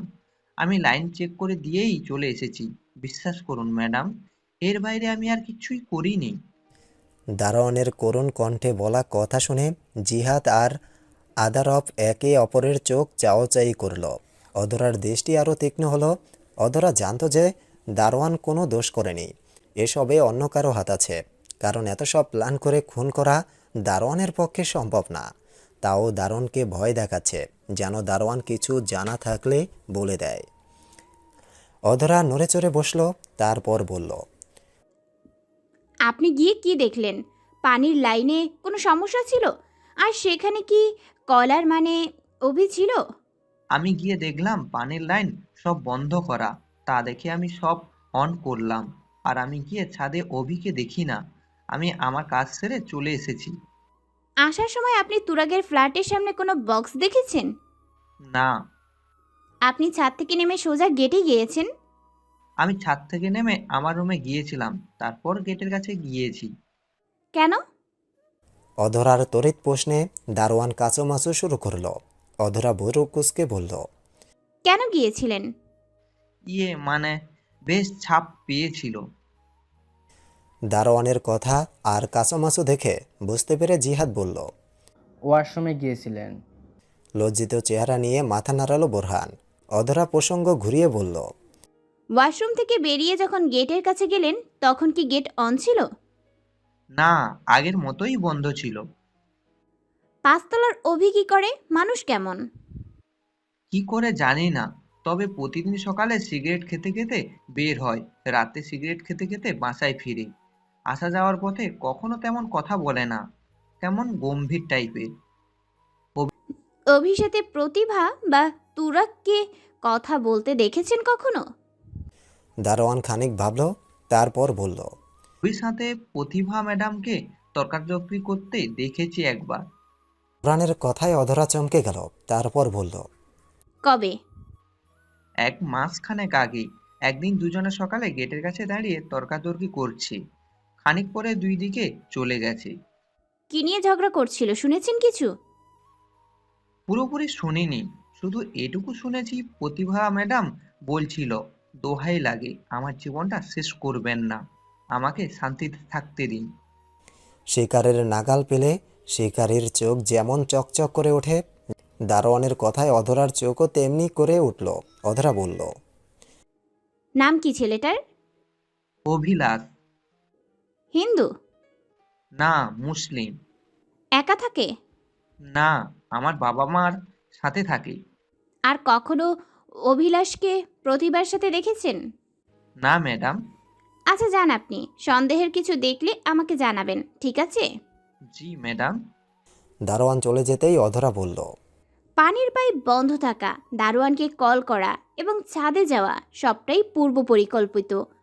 অভিলাষ দারোয়ানকে কল করে বাহানা দিয়ে ছাদে নিল। দারোয়ান গেট ছেড়ে ছাদে যেতেই গেটের আশেপাশে লাশ নিয়ে প্রস্তুত থাকা কেউ একজন বা দুজন গেট খুলে ভেতরে প্রবেশ করেছে। লাশ ভর্তি ব্যাগ বিল্ডিংয়ের ভেতরে কোনো এক জায়গায় লুকিয়ে রেখে পালিয়ে যায়। দারোয়ান যখন ছাদ থেকে নিচে নামে তখন অভিলাষ অগত ব্যক্তি বা ব্যক্তিদ্বয়ের রেখে যাওয়া বক্স তুরাগের ফ্ল্যাটের সামনে রেখে কন্ট্রোল রুমে গিয়ে ফুটেজ ডিলিট করে নিজ বাসায় চলে যায়। আমি যদি ভুল না হই তবে এমনটাই হয়েছে। তবে এখানে আরও ঘাপলা আছে। এখন কোনো অ্যাকশন নিলে মূল রাঘব বোয়ালকে ধরা যাবে না, তাই প্রমাণসহ এগুতে হবে। জিহাদ, এই অভিলাষের মানচিত্র বের করো। আচ্ছা ম্যাডাম। এই কেসের মতো এমন জটিল কেস আমি আর দেখিনি। সকালে একে খুনি মনে হয়, বিকেলে ওকে খুনি মনে হয়, রাতে আরেকজনকে খুনি মনে হয়। মূল খুনিকে সেটাই ধোঁয়াশা। এক দীর্ঘশ্বাস ফেলে আদারবের দিকে তাকিয়ে বলল, আপনি আমার সাথে আসুন, তুরাগের ফ্ল্যাটটা আরেকবার তল্লাশি করি, দেখি কিছু পাই কিনা। জি ম্যাডাম। অধরা আদাবর আবার এলো দোতলার দক্ষিণ পাশের ফ্ল্যাটের দরজায়। দরজায় নেম প্লেট টানানো, যাতে লেখা তুরাক আহমেদ অ্যান্ড প্রতিভা মির্জা। আদাব্র ফ্ল্যাটের দরজা খুলে দিলে অধরা দু হাত প্যান্টের পকেটে রেখে বেশ স্টাইলের সাথে ভিতরে ঢুকলো। তারপর আদাপ্র থেকে গ্লাভস নিয়ে হাতে পরে নিয়ে ঘরের প্রতিটি কোণায় চোখ বোলাতে শুরু করলো। ড্রয়িং, ডাইনিং, এক্সট্রা 3টা বেড, কিচেনের সমন্বয়ে বিশাল ফ্ল্যাট। তুরাকদের বেডরুম বাদে বাকি সব রুম চেক করে তুরাক প্রতিবার বেডরুমের দিকে পা বাড়ালো অধরা। অন্য কোথাও তেমন কিছু পেল না সে। বেডরুমে যেতে যেতে ডাক্তার লিপিকাকে কল দিল। ব্রণের ব্যাপারে জিজ্ঞেস করতেই লিপিকা জানালো প্রতিবার গর্ভে বেড়ে ওঠা ব্রণের সাথে তুরাগের ডিএনএ ম্যাচ করেছে, অর্থাৎ বাচ্চাটা তুরাগের। কনফিউশন দূর হওয়ায় খানিকটা স্বস্তি ফেলে অধরা। ফোন রেখে অধরা আবার তার কাজে মন দিল। চারদিকে চোখ বোলাতে গিয়ে বেডরুমের দেওয়ালে অধরার চোখ আটকালো। রুমের 4 দেওয়াল জুড়ে আছে 4টা বড় বড় ফটো ফ্রেম। তুরাক প্রতিভা দম্পতির আনন্দময় কিছু মুহূর্ত ফ্রেমে বাঁধানো হয়েছে। প্রতিটা ছবিতেই দুজনকে অতীব সুখী লাগছে। প্রাণ খুলে হাসছে দুজন, দেখলেই প্রাণ জুড়িয়ে আসে। খুব সুন্দর আর সুখী এক জুটি। পুরো রুমটা যেন ভালোবাসায় বাঁধানো। রুমের প্রতিটা কোণায় অতি যত্নের সাথে কেউ সাজিয়েছে। রুমের এক কোণে উইডোর সাইডে একটা বোর্ড টাঙানো, তাতে হরেক রঙের শখানেক ছোট ছোট চিরকুট আটকানো। বোর্ডের মাঝে বর্ডার দেওয়া, এক পাশে শিরোনামের মতো করে প্রতিবার নাম লেখা, অন্য পাশে তুরাগের নাম লেখা। প্রতিবার নামের নিচের সব কয়টা চিরকুট তুরাগকে উদ্দেশ্য করে লেখা, যা প্রতিভা লিখেছে। আর তুরাগের নামের নিচে থাকা সব কয়টা চিরকুট প্রতিভাকে উদ্দেশ্য করে লেখা, যা তুরাগ লিখেছে। প্রতিভা তুরাগ একজনের প্রতি অন্যজনের নিত্যকার অনুভূতির প্রকাশ করেছে চিরকুটে। বোঝাই যাচ্ছে এরা চিরকুট আদান প্রদান করত সব সময়। অধরা মনোযোগ দিয়ে সবগুলো চিরকুট পড়ল। প্রতিটা চিরকুট জুড়েই ভালোবাসা গাথা। একের অনুপস্থিতিতে অন্যজনে চিরকুট লিখেছে। চিরকুট আদান প্রদানের ব্যাপারটা অধরার বেশ লাগলো। একটা কথা ক্লিয়ার যে এদের মাঝে ভাবটা বেশ। আরও খানিকক্ষণ পুরো রুম তল্লাশি করল। একটা নীল মলাটের ডায়েরি ছাড়া আর তেমন কিছুই পেল না। অধরা ডায়েরিটা সাথে নিল, যদি এর থেকে কিছু জানা যায়। পরের দিন তুরাগ, স্বরূপা, প্রভাত মির্জা, তিহানা জাহানকে থানায় ডাকা হয় কিছু জিজ্ঞাসাবাদের জন্য। তুরাগের জবানবন্দি অতীব জরুরি বিধায় খানিক অসুস্থ থাকা সত্ত্বেও তাকে থানায় ডাকা হয়েছে। অধরা আলাদা আলাদাভাবে সবার জবানবন্দি নিল, তাতে কোনো ঘাবলা থাকলে বেরিয়ে আসে। স্বরূপা, প্রভাত মির্জা আর শিলার জবানবন্দিতে তেমন কোনো ক্লু পাওয়া যায়নি। তিনজনেই প্রতিভা তুরাগের ব্যাপারে পজিটিভ বলেছে। নেতিবাচক কোনো কিছু তাদের চোখে পড়েনি বিধায় তারা বলেনি। তবে তুরাগ ও তিহানা জাহানের জবানবন্দিতে বেশ কিছু সত্য বেরিয়ে এসেছে, যা সত্যিই বিস্ময়কর। অধরা যখন প্রতিভার প্রেগনেন্সির কথা তিহানা জাহানকে জিজ্ঞাসা করে, তখন তিনি নির্দ্বিধায় বলেন, আমি প্রতিভার প্রেগন্যান্সির কথা জানতাম কবে জানলেন? 1.5 মাস আগে। টেস্ট করানোর পর রিপোর্ট হাতে পেয়ে প্রতিভা আমাকে বলেছিল। তুরাগ জানতো? না, কেন? প্রতিভা তুরাগকে সারপ্রাইজ দিতে চেয়েছিল, তাই জানায়নি। প্রতিভা চেয়েছিল তুরাগের জন্মদিনে তাকে এই সারপ্রাইজটা দিবে, সেই সাথে সবাইকে জানাবে। তাই প্রতিভা তার প্রেগন্যান্সির কথা শুধু আমাকেই বলেছে, আর কাউকে বলেনি। প্রেগনেন্সির রহস্যটা উদ্ঘাটন হওয়ায় অধরা স্বস্তির নিঃশ্বাস ফেলল। তার মানে প্রতিভা তুরাগকে না জানানোর কারণ এটাই। যাক, একটা ধোঁয়াশা ক্লিয়ার হয়েছে। অধরা এবার বলল, তুরাগের জন্মদিনে প্রতিভার কি প্ল্যান ছিল? প্ল্যান ছিল প্রতিভা নিজে হাতে কেক বানিয়ে ঘর সাজিয়ে রাত 12:01 তুরাগকে বার্থডে উইশ করবে এবং উপহার হিসেবে নতুন অতিথি আগমনের বার্তা দেবে। অধরা ভ্রু কুঁচকে বলল, কিন্তু তুরাগের জন্মদিনের আগের দিন তো প্রতিভার বাবার বাসায় থাকার কথা ছিল, বাবার কাছে সময় দিতে থাকার কথা। এমন কোনো কথাই ছিল না। প্রতিভা আমাদের বাসায় গিয়ে তার বাবাকে দেখে চলে আসার প্রস্তুতি নিচ্ছিল। প্রতিভার খুব তাড়া ছিল বাসায় ফিরে তুরাগকে সারপ্রাইজ দিবে, সব রেডি করতে হবে। আমাদের জোরাজুরিতে ডিনার করলো, ডিনার করে সাথে সাথে বেরিয়ে পড়েছে। যাবার সময় কিছু বলেছিল? বলেছিল সোজাই বাসায় যাবে, তারপর তুরাগকে সারপ্রাইজ দেবে। কেক কাটার সময় যেন আমরা ভিডিও কলে থাকি। আচ্ছা, অধরার সাথে কারো কোনো শত্রুতা ছিল বা অধরা কেউ ডিস্টার্ব করতো? কোনো ছেলে? কয়েকটা ছেলে প্রতিভাকে বিয়ের আগে খুব ডিস্টার্ব করত, বিয়ের প্রস্তাবও পাঠিয়েছিল 2-1 জন। কিন্তু প্রতিভার আপত্তি জেনে কারোর প্রপোজাল গ্রহণ করিনি আমরা। প্রতিভার পছন্দ অনুযায়ী তুরাগের সাথেই বিয়ে দিই। বিয়ের পর তারা বিরক্ত করা ছেড়ে দিয়েছে। কারা ডিস্টার্ব করতো? নাম বলুন। তিহানা জাহান খানিক ভেবে বললেন, সাজিদ, মাহির, কাকন আর অভিলাষ, এই 4 জন বিরক্ত করত। তার মধ্যে অভিলাষের বিরক্তির মাত্রা বেশি ছিল। অভিলাষ নামটা শুনে অধরা চমকে উঠল, বলল, অভিলাষকে? অভিলাষ আর প্রতিভা একই স্কুল থেকে পড়াশোনা করেছে। অভিলাষ প্রতিভার কয়েকবার সিনিয়র ছিল। স্কুল লাইফ থেকে প্রতিভাকে পছন্দ করত অভিলাষ। ছেলেটা অনেক উগ্র আর বখাটে টাইপের ছিল, তাই প্রতিভা অভিলাষকে মোটেও পছন্দ করতো না, সব সময় এড়িয়ে যেত। কয়েকবার বিয়ের প্রস্তাব দিয়েছে। বিয়ের আগ অব্দি অভিলাষ প্রতিভাকে বিরক্ত করত, নেশা করে বাসায় এসে হাঙ্গামা করত, বাসায় গিফট পাঠাতো, প্রতিভাকে কিডন্যাপ আর রেপ করার হুমকি দিত। এসবের জন্য বছরখানেক আগে অভিলাষকে জেলেও দিয়েছি আমরা। 4 মাস জেলে ছিল। জেলে থাকাকালীন সময় তুরাগ প্রতিভার বিয়ে হয়ে যায়। জেল থেকে বের হয়ে অভিলাষ যখন শুনল প্রতিভার বিয়ে হয়ে গেছে, তখন ঝামেলা করেনি? না, জেল থেকে বের হয়ে অভিলাষ আর কখনোই প্রতিভাকে কোনো প্রকার বিরক্ত করেনি। অভিলাষ যে প্রতিভাদের বিল্ডিংয়ের 5 তলায় থাকে তা আপনি জানেন না? সন্দেহী কণ্ঠে বলল অধরা। অধরার কথায় তিহানা জাহান স্বাভাবিক কণ্ঠে বললেন, জানি। একই বিল্ডিংয়ে থাকার সুবাদে তাদের তো দেখা হওয়ার কথা, চোখের সামনে পেয়েও প্রতিভার কোনো ক্ষতি করেনি?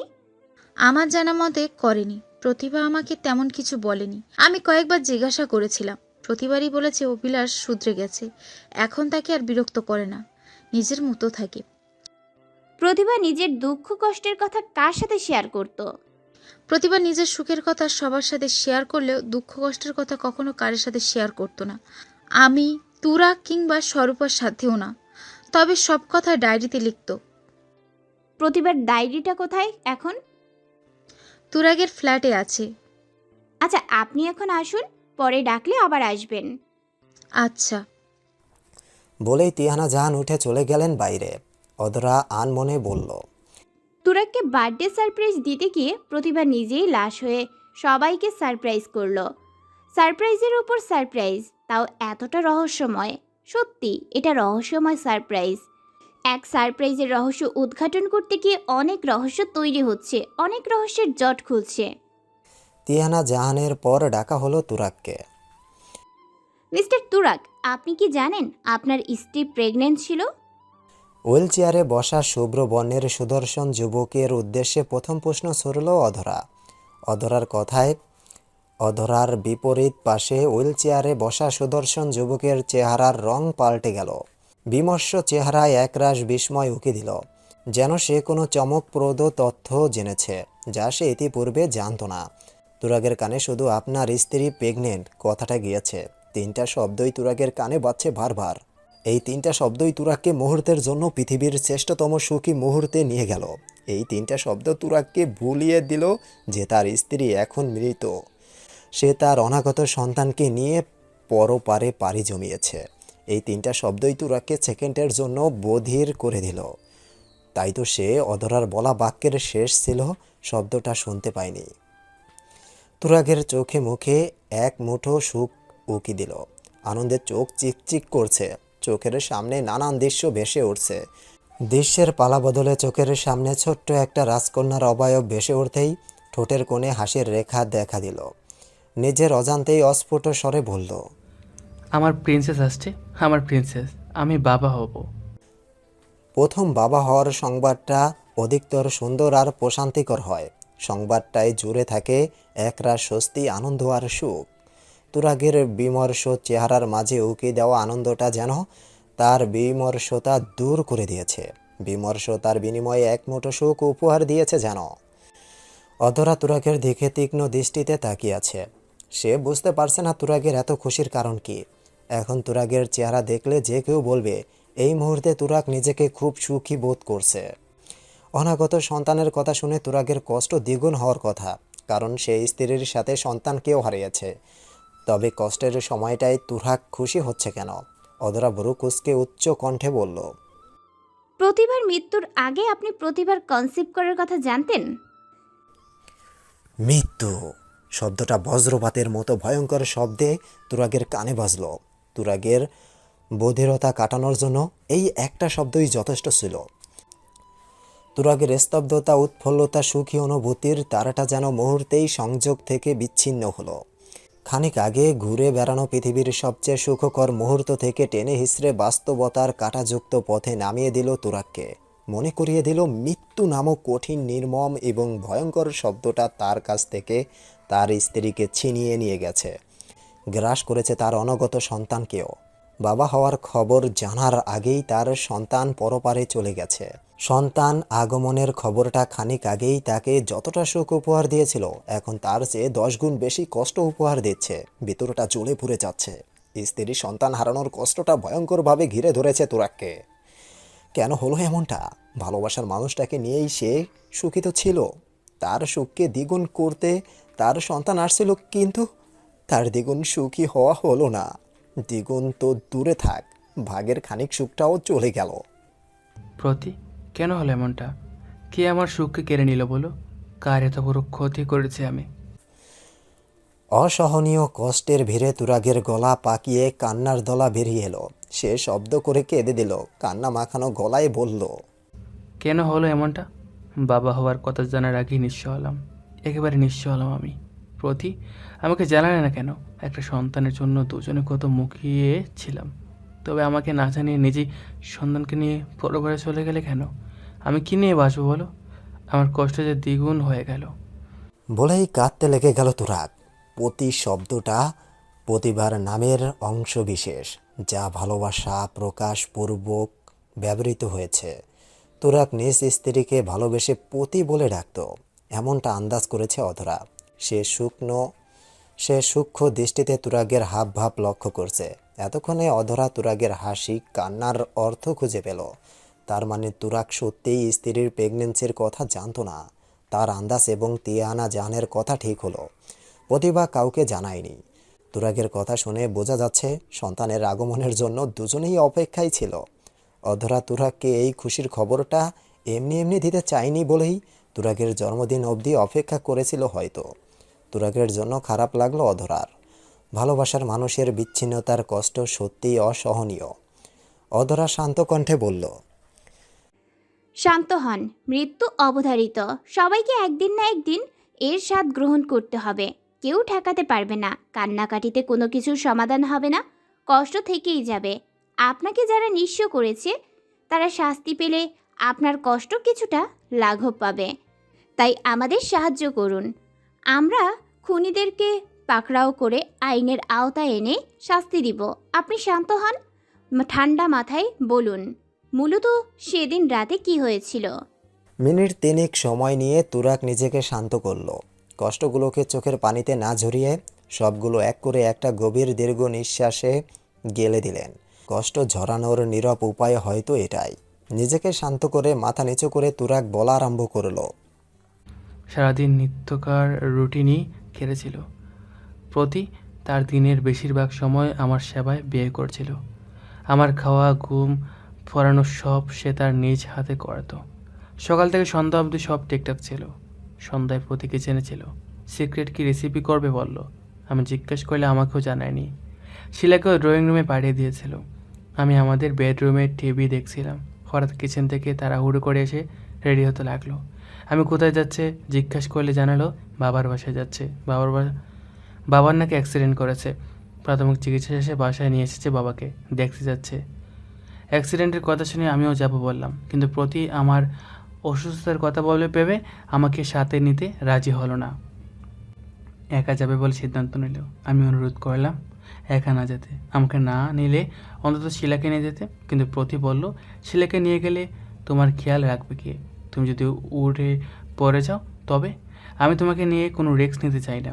শিলা থাকুক তোমার কাছে। তোমার আবার কখন কী লাগে, আর আমি সুস্থ সবল মানুষ, একা চলে যেতে পারবো। বাবাকে দেখে ডিনারের আগে ফিরে আসবো, তুমি চিন্তা করো না। তবুও আমি কোনোভাবে ওকে একা ছাড়ছিলাম না। মূলত আমার মনে কু ডাকছিল। আমার কথা রাখতে এক পর্যায়ের প্রতি বলল, আমার একা গেলে সমস্যা তো? তবে আমি একা যাব না, রক্সিকে সাথে নিয়ে যাচ্ছি। আর গাড়িতে যাব, গাড়িতে আসবো। খানিক পর পর তোমাকে আর শিলাকে ফোন দিয়ে খোঁজ নেব। তাও টেনশন করে না, 2 ঘন্টা তো ব্যাপার। এখন বাজে 7টা, 2 আমি রক্সিকে নিয়ে 9:30টার আগে ফিরবো। খুশি?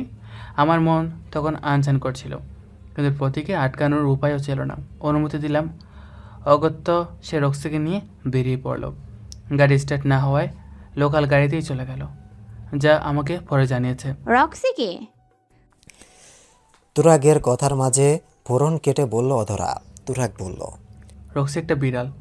প্রতির খুব পছন্দের বিড়াল ছিল রক্সি। মানুষের মতো কথা না বলতে পারলেও সব বুঝত। রক্সি প্রতিবারের কাছে নিজের বাচ্চার মতো ছিল, খুব আদর করত। যেখানে যেত রক্সিকে নিয়ে যেত। বিয়ের আগে রক্সির প্রতির সাথে তার বাবার বাসায় থাকতো। বিয়ের পর প্রতির সাথে আমার ফ্ল্যাটে চলে আসে। তারপর থেকে আমাদের সাথেই থাকতো। রক্সি এখন কোথায়? প্রতিবার লাশের সাথে কি তাকে পেয়েছিলেন? রক্সি নিখোঁজ। প্রতির সাথে বাবার বাসায় গিয়ে ফেরার পথে প্রতির সাথেই নিখোঁজ হয়েছে। তারপর আর সন্ধান পাওয়া যায়নি। আচ্ছা, আপনাদের দাম্পত্য জীবন কেমন ছিল? কোনো ঝগড়া বিবাদ ছিল? আমার আর প্রতি 2 বছরের রিলেশন ছিল। 2 বছর রিলেশন পর 7 মাস আগে আমরা বিবাহ বন্ধনে আবদ্ধ হই। এই 2 বছর 7 মাসে আমাদের মাঝে কখনো মান অভিমানের জায়গা পায়নি। সেখানে ঝগড়া তো অনেক দূরের কথা। আমরা খুব সুখে ছিলাম। আমাদের সম্পর্কটা পরশু অবধি তেমনই ভালোবাসার ছিল, যেমনটা রিলেশনের প্রথম দিন ছিল। কিন্তু কারো আমাদের সুখে সহ্য হলো না, সব কেড়ে নিল। আমি হারালাম আমার সুখ, আমার ভালোবাসাকে। তুরাগের গলাটা বেশ ধরে এলো। অধরা বলল, আচ্ছা, আপনার বা প্রতিভার কোনো শত্রু ছিল? কারোর সাথে কোনো ঝগড়া বিবাদ ছিল? স্ত্রীর মৃত্যুর জন্য আপনার কাউকে সন্দেহ হয়? একটা ঢোক গেলে ধরা গলাটাকে স্বাভাবিক করলো তুরাগ। তারপর বলল, প্রতি বেশ শান্ত স্বভাবের মেয়ে ছিল। ঝগড়াঝাটি পছন্দ করতো না। কাউকে পছন্দ না হলে এড়িয়ে যেত, কিন্তু ঝগড়া করতো না। আমার জানা মতে প্রতির তেমন কোনো শত্রু নেই।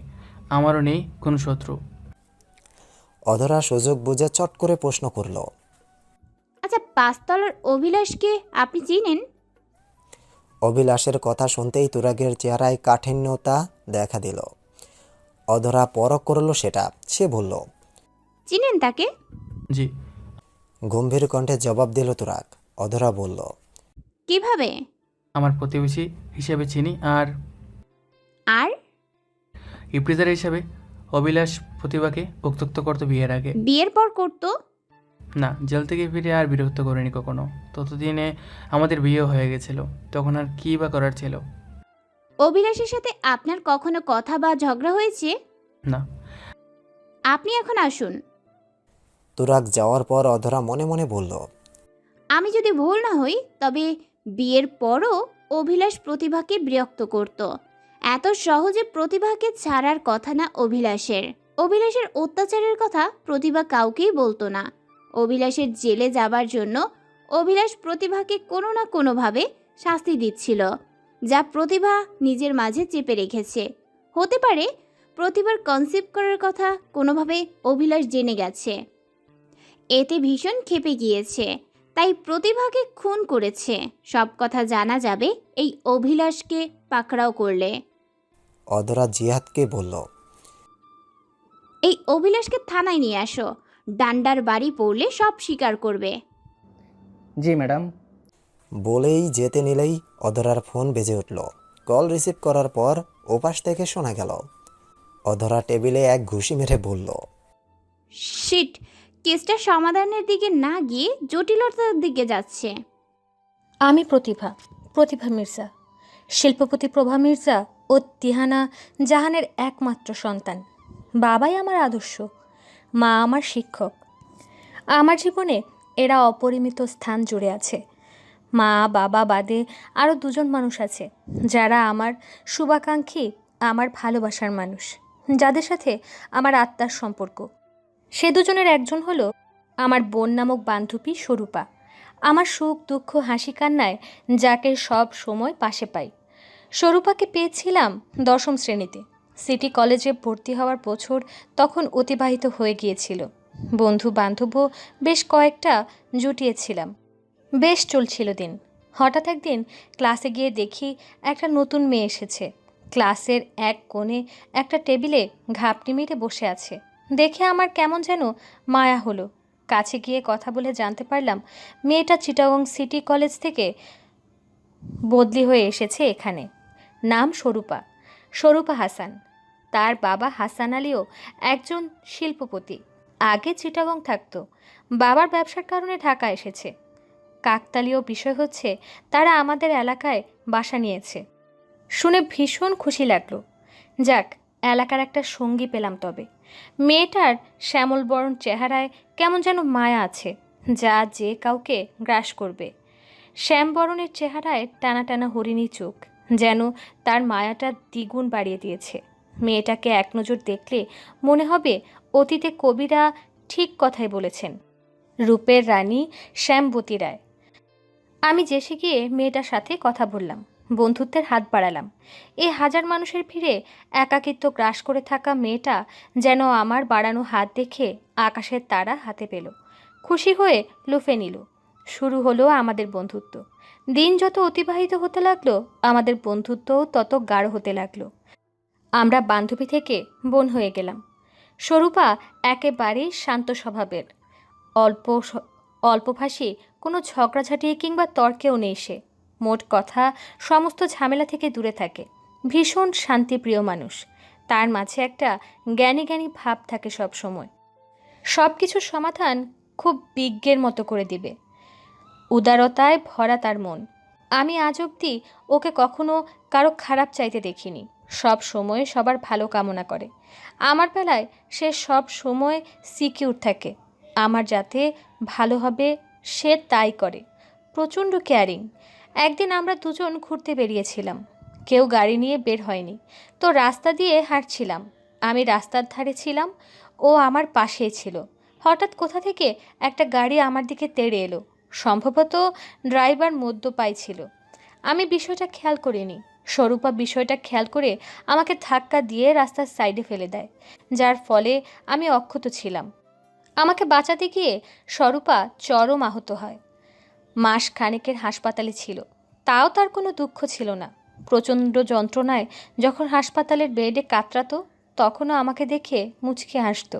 ওর এই আত্মত্যাগ আমাদের সম্পর্কে আরও গাঢ় করেছিল। স্বরূপা সারাদিন বইয়ের মাঝে মুখ গুজে পড়ে থাকে। বড় লোক বাবার সন্তান হয়েও একেবারে সাদাসিধে জীবনযাপন করে। কোনো হাই বিলাসী জীবনযাপন ও তার পছন্দ নয়। অন্যদিকে আমি হচ্ছি তার বিপরীত, উচ্চবিলাসী। আমি দুদিন পর পর শপিং করে টাকা উড়াই, যদিও শপিং তার জন্যও করি কারণ সে এসব উচ্চবিলাসিতা ভেবে শপিং মলের ধারের কাছেও যায় না। কখনো জোর করে স্বরূপাকে নিয়ে গেলেও তাকে দিয়ে কিছু কেনানো যায় না, বরং আরও হাস্যকর বিষয় হয়। আমি কিছু কিনে যখন তাকেও কিনতে বলি, বিশেষ করে প্রসাধনী কিছু, তখন স্বরূপা মুখ বাঁকিয়ে বলে, তুই কিনে নে, আমার ওসব চাই না। আমি মেকআপের মোটেও পারি না, আর জানিও না। তবে যদি জোর করিস তো মেকআপের বদলে আমি একটা বই কিনতে পারি। আমি তখন চিন্তায় পড়ে যাই। এই মুহূর্তে আমার কান্না করা উচিত নাকি হাসা? চিন্তা ভাবনা ছেড়ে একসময় সায় জানাই তাকে। আমার হাতে থাকে মেকআপের প্যাকেট, আর তার হাতে নীল ক্ষেতের মোটা মলাটের দেশ বিদেশের বিখ্যাত লেখকের কয়েকটা বই। বিপরীতমুখী দুই মানুষের বন্ধুত্বটা বেশ জমল। আমরা সুখে দুঃখে সব সময় একে অপরের পাশে থেকেছি, একে অন্যকে সব সময় ছায়ার মতো পাশে পেয়েছি। বিশাল বড় সার্কেলের মাঝেও এই শ্যামবরণ মেয়েটাই আমার আত্মার সাথে মিশে গিয়েছিল। আজ আমাদের বন্ধুত্বের বয়স বছর 4 পার হওয়ার পরও আজও তেমনই আছে দুজনের বন্ধন। আমি সংসার সামলানোর পাশাপাশি তাকে সময় দিই, সে পড়াশোনার পাশাপাশি আমাকে সময় দেয়। ব্যস্ততা আমাদের বন্ধুত্ব নষ্ট করতে পারেনি, আজও আছে অমলিন। বই আর মেকআপের তুলনা এখনও আছে, সব কিছুই আগের মতো আছে। মাঝে মাঝে রক্তের সম্পর্ক হারিয়ে যায়, কিন্তু আত্মার সম্পর্ক হারায় না। আমার আর স্বরূপার সম্পর্ক কখনো হারাবে না, মৃত্যুর আগ অবধি অমলিন থাকবে। স্বরূপার পর আরেকজন যার সাথে আমার আত্মার সম্পর্ক, সে হলো আমার ভালোবাসা, আমার প্রাণ, আমার প্রিয়ময় সঙ্গীত তুরাগ। তার সাথে আমার পরিচয়টা বছর আড়াই আগে। শরতের এক পড়ন্ত বিকেলে উত্তরার তুষারশুভ্র কাশফুলের রাজ্যে। ঋতুতে শরতের আগমনের দিন কয়েক পরে আমি আর স্বরূপা গিয়েছিলাম কাশফুলের রাজ্য ভ্রমণে।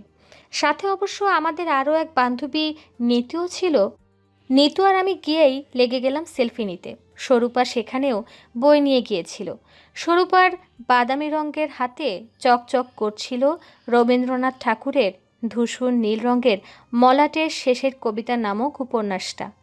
আমরা যখন মোবাইলের ফ্রন্ট ক্যামেরা নিজেদের দিকে তাক করে সেলফি নিতে ব্যস্ত, স্বরূপা তখন ব্যস্ত নিরিবিলি জায়গা খুঁজতে, যেখানে বসে সে গভীর মনোযোগ দিয়ে বই পড়তে পারবে।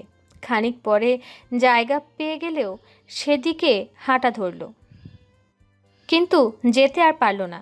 আমরা দুজন স্বরূপাকে ফটোগ্রাফারের দায়িত্ব নামক ব্যস্ততা উপহার দিলাম। স্বরূপা নিজ দায়িত্বে পালন করতে গিয়ে শখানেক ছবি তুলে দিল আমাদের। তাকে টেনে টুনে কয়েকটা সেলফিও নিয়েছিলাম সেদিন। ছবি তোলা শেষে ছবিগুলো দেখতে গিয়েই স্ক্রিনে একটা চমকপ্রদ দৃশ্য চোখে পড়ল। ছবিতে আমার আর নিতুর পিছনে কয়েক গজ দূরে একটা ছেলে কতগুলো ছোট ছোট বাচ্চাকে নিয়ে গোল হয়ে বসে আছে। কোনো একটা ব্যাপার নিয়ে তারা হাসছিল। তখনই ছবিটা ক্লিক করা হয়, যার ফলে সবার হাস্যোজ্জ্বল মুখ ক্যাপচার হয়। কৌতূহলবশত আমি ঘুরে তাকালাম, পিছন ফিরে দেখলাম একই দৃশ্য তখনও চলমান। বাচ্চাগুলো হয়তো পথশিশু, চেহারায় কেমন রোগা রোগা আর অসহায় ভাব। হতে পারে পথশিশুদের নতুন ড্রেস পরিয়ে এখানে ঘুরতে নিয়ে এসেছে ছেলেটা। তবে ছেলেটার চেহারা বেশ আকর্ষণীয়। ফর্সা গোল গোল চেহারায় খোঁচা খোঁচা না কাটা কাটা দাড়ি, প্রশান্ত চোখ, খাড়া নাক আর সরু ঠোঁটের সম্মিলনে চেহারাটা নজর কাড়া। পরনে তার মেঘের ভেলা শার্ট আর কালো ডেনিম প্যান্ট, হাতে কালো বেল্টের ঘড়ি। রেশমি কালো চুলগুলো যখন বাতাসে এলোমেলো হয়ে যাচ্ছিল, তখন হাত দিয়ে বারবার তার পেছন দিকে গুছাচ্ছিল। সেই সাথে মুখ ভর্তি হাসি আর সরু ঠোঁট, আর জিহ্বার নড়াচড়ায় গলা থেকে বেরিয়ে তৈরি হওয়া বাক্য, যা নিমিষেই আশেপাশের মানুষগুলোকে হাসির রাজ্যে নিয়ে যায়। সব মিলিয়ে চমৎকার একটা দৃশ্য, ঠিক ফ্রেমে বাঁধার মতো। ছেলেটাকে এক নজর দেখেই কেমন যেন ভালো লাগা জন্মে যায় আমার। চারদিকে তার বয়সী ছেলেরা যখন গার্লফ্রেন্ড নিয়ে ছবি তোলাতে আর রোম্যান্স করতে ব্যস্ত, তখন সে ব্যস্ত অসহায় পথশিশুদের মুখে হাসি ফোটাতে। এমনটা কজনে পারে জানা নেই আমার। তবে সেদিন সবার মাঝে ওই ছেলেটাকে আমার অনন্যা লাগে। তার রূপ গুণ দুটোই আমাকে মুগ্ধ করেছিল, অদ্ভুত অনুভূতির জন্ম দিয়েছিল। আমি নিজের অজান্তেই ছেলেটার দিকে হাঁ করে তাকিয়েছিলাম। আমার ঘোর কেটেছিল স্বরূপা আর নিতুর ঝাঁকানিতে। আমার তাকানো নিয়ে সেদিন মজা নিয়েছিল দুজন। সে কি হাসাহাসি তাদের! আমার নিরামিষ বান্ধবীও যেন আমিষ হয়ে গিয়েছিল। আর আমি তো প্রথমবারের মতো কোনো ছেলের ব্যাপার নিয়ে লজ্জায় লাল হয়েছিলাম, যা ওদের হাসির মাত্রাটা দ্বিগুণ করেছে। আমি তাদের হাসি এড়িয়ে তখন ছেলেটাকেই দেখতে মনোযোগী হলাম। তারা হাসি থামিয়ে বলল, কুছ কুছ হোতা হ্যায়। আমি এক লাজুক হাসি দিয়েছিলাম সেদিন। যতক্ষণ ছিলাম ততক্ষণ ছেলেটাকেই দেখে গিয়েছিলাম। ফেরার সময় মৃদুল ভাই এসেছিল আমাদের নিতে। মৃদুল ভাই হলো আমার নিরামিষ বান্ধবী স্বরূপার আমিষ প্রেমিক। তিনি মেডিকেলের স্টুডেন্ট। বেচারা দীর্ঘ 2 বছর পেছন ঘুরে স্বরূপাকে পটিয়েছিল। মেডিকেলের পড়া থেকে স্বরূপার মন পড়া অতীব কঠিনতম কাজ বলে তার মনে হয়। একাদশ শ্রেণী থেকেই রিলেশন শুরু হয়েছে তাদের। আমি মৃদুল ভাইকে যতবারই দেখেছি ততবারই একটা কথাই জিজ্ঞেস করতাম, ভাই এই নিরামিষ নিয়ে চলেন কিভাবে? ভাইয়া প্রতিবারই হেসে জবাব দিত, ভালোবাসা বড় বেহিসাবি, কোনো নীতি নিয়ম হিসেব মানে না, বরং নিজ নীতি ভুলিয়ে দেয়। এই দেখো, তোমার নিরামিষ বান্ধবীর সাথে থেকে থেকে আমিও নিরামিষ হয়ে গেছি। এখন আমার তেমন খারাপ লাগে না। ভালোবাসি তো তাকে, তার ভালো লাগাতেই আমার ভালো লাগা। মৃদুল ভাইয়ের চমৎকার উত্তর শুনে আমি হাসতাম। ওদিকে আমার নিরামিষ বান্ধবী লজ্জায় লাল নীল হতো, যা মৃদুল ভাইয়ের ঠোঁটের কোণে মুচকি হাসির যোগান দিত। দিনের অল্প খানিক সময়ে স্বরূপা মৃদুল ভাইয়াকে দিত, তাতেই মৃদুল ভাই খুশি ছিল। কোনো অভিযোগ ছিল না তার। স্বরূপাও ভীষণ ভালোবাসত মৃদুল ভাইকে। তারা সব সময় চিঠি আদান প্রদান করত। দুজনে পাশাপাশি বসে থেকেও চিঠিতেই কথা বলতো। ব্যাপারটা আমার খুব ভালো লাগতো। আমি তো মনে মনে সিদ্ধান্তই নিয়েছিলাম যে বিয়ের পর স্বামীর সাথে চিঠি আদান প্রদান করব। ভালোবাসাটা কথার স্বরে নয়, কলমের কালিতে ফুটিয়ে তুলব। চমৎকার হবে। আমার সেই আশা পূরণ হয়েছে। যাকগে, সে অন্য কথা। আমি ফিরে আসি আমার ভালোবাসার মানুষের সাথে পথ চলার কথায়। সেদিন মৃদুল ভাই এসে আমার ভালো লাগার কথা জানতে পেরে তিনি নিজেই ছেলেটার খোঁজ এনে দিবেন বলে আশ্বাস দিলেন। আমি বেশ খুশি হলাম তার কথায়। পরদিন যথারীতি দুপুর গড়িয়ে বিকেল হতেই ছেলেটাকে দেখার জন্য চলে গেলাম আবার উত্তরাদিয়া বাড়িতে। সাথে টেনে হেঁচড়ে স্বরূপাকেও নিয়ে গেলাম। স্বরূপা সেখানে গিয়েই নিরিবিলি জায়গা খুঁজে বইয়ে মুখ গুজল। আমি আমার ভালো লাগার মানুষটাকে দেখায় মন দিলাম। আজও ছেলেটা এসেছে একদল ছোট্ট বাচ্চার সাথে করে। সবাইকে নিয়ে কাশফুলের রাজ্যে এক ফাঁকা জায়গায় গোল করে বসে আড্ডার আসর জমিয়েছে। ছেলেটা গল্প করছে আর তার কথায় বাচ্চাগুলো হেসে কুটি কুটি হচ্ছে। বোঝাই যাচ্ছে আড্ডা জমাতে ভীষণ পটু সে। মৃদুল ভাই থেকে কোনো খবর না পেয়ে সিদ্ধান্ত নিলাম নিজেই গিয়ে তার থেকে পরিচিত হব। ভালো লাগা এসেছে জীবনে, তাকে উড়ে যেতে দিব না। যত তাড়াতাড়ি সম্ভব মুঠোবন্দি করব। এ ভেবেই আমি চুপি চুপি ছেলেটার পেছনে গিয়ে অন্যদিকে ফিরে বসে পড়লাম।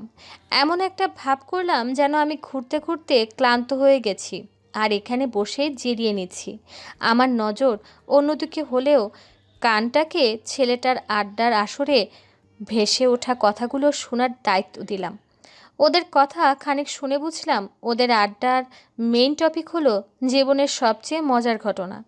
পিচ্চি ছেলে মেয়েগুলো তাদের জীবনে দেখা বা ঘটা সবচেয়ে হাস্যকর ঘটনা বলছে আর সবাই মিলে হেসে গড়াগড়ি খাচ্ছে।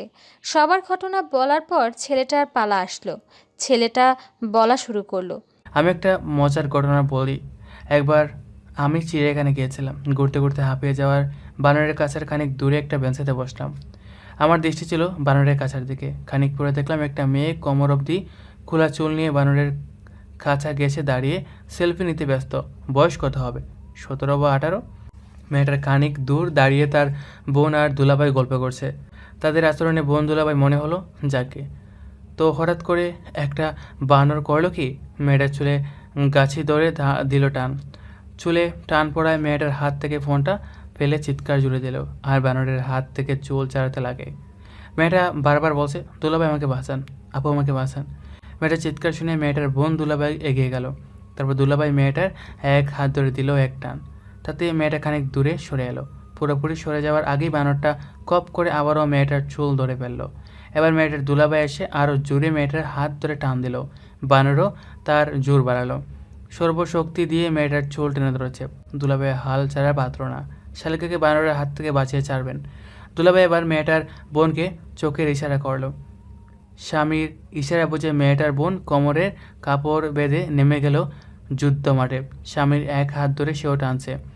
এদের পাল্লা বাড়ি হয়ে গেল। এবার বানর তার জোর আরও বাড়ালো। গ্রিলের ফাঁকে দু হাত বের করে মেয়েটার চুলের গাছি ধরে টান দিল। এদিকে মেয়েটা দুলাভাই সর্বশক্তি দিয়ে মেয়েটার হাত টানছে আর মেয়েটার বোন তার স্বামীর হাত টানছে। টানাটানির মাঝে এমন অবস্থা হলো যে বানর মেয়েটার চুল টেনে একদিকে থেকে, দুলাভাই হাত টানে আরেক দিক থেকে। মাঝ থেকে মেয়েটার চুল জুড়ে টান লেগে মাথা শো ছেড়ার উপক্রম হলো। মেয়েটা কাতরতার সাথে বারবার চিৎকার করে বলছে, আপু দুলাভাই ছাড়েন আমাকে, বানরের চুল টানা থেকে আপনাদের হাত টানার বেশি ব্যথা লাগছে, আমাকে বানরের হাত থেকে ছেড়ে দিন। দুই পক্ষে টানাটানির মাঝে আমি দুই ভাগ হয়ে যাব। দুলাভাই নাসুর বান্দা, কোনোভাবে ছাড়বে না, শালিকাকে সে বানর থেকে ছাড়িয়ে ছাড়বে। দুপক্ষের আবারও লেগে গেল তাদের টানাটানিতে। মাঝে নিরীহ মেয়েটার অবস্থা শোচনীয়। ছেলেটা কথাগুলো অনেকটা আবৃত্তি করে বলছে। ছেলেটার জোকস শুনে বাচ্চারা হাসতে হাসতে গড়াগড়ি খাচ্ছে। আমারও হাসি পেয়ে গেল। ধরা খাওয়ার ভয়ে মন খুলে হাসতে পারিনি। তবে পরনের শুভ্র শাড়ির আঁচলে মুখ লুকিয়ে ঠিকই হেসে নিয়েছি। খুব মজার কথা বলে ছেলেটা। ছেলেটার সাথে কথা বলার ইচ্ছাটা আর দামিয়ে রাখতে পারলাম না। ঘুরে গিয়ে বললাম, এক্সকিউজ মি। আমার কথায় ছেলেটা পিছন ফিরল। তারপর বলল, আমাকে বলছেন? হ্যাঁ। জি বলুন। আমি ক্লান্ত চেহারা বানিয়ে বললাম, আসলে আমি ঘুরতে ঘুরতে ক্লান্ত হয়ে গেছি, পানির পিপাসা পেয়েছে, আমার কাছে পানির বোতল নেই, আপনার কাছে কি মিনারেল ওয়াটার হবে? আড্ডার মাঝে ব্যাঘাত ঘটায় ছেলেটার চোখে মুখে বিরক্তির ছাপ স্পষ্ট ছিল।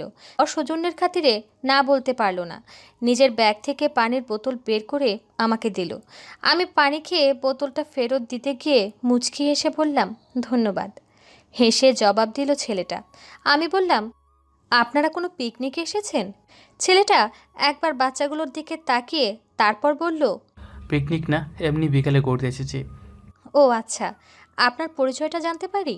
আমার তড়িৎ প্রশ্নে ছেলেটা হেসে উত্তর দিল, তুরাগ আহমদ, জাহাঙ্গীরনগর বিশ্ববিদ্যালয়ে মাস্টার্সে পড়ি। এছাড়া দেওয়ার মতো তেমন কোনো পরিচয় নেই।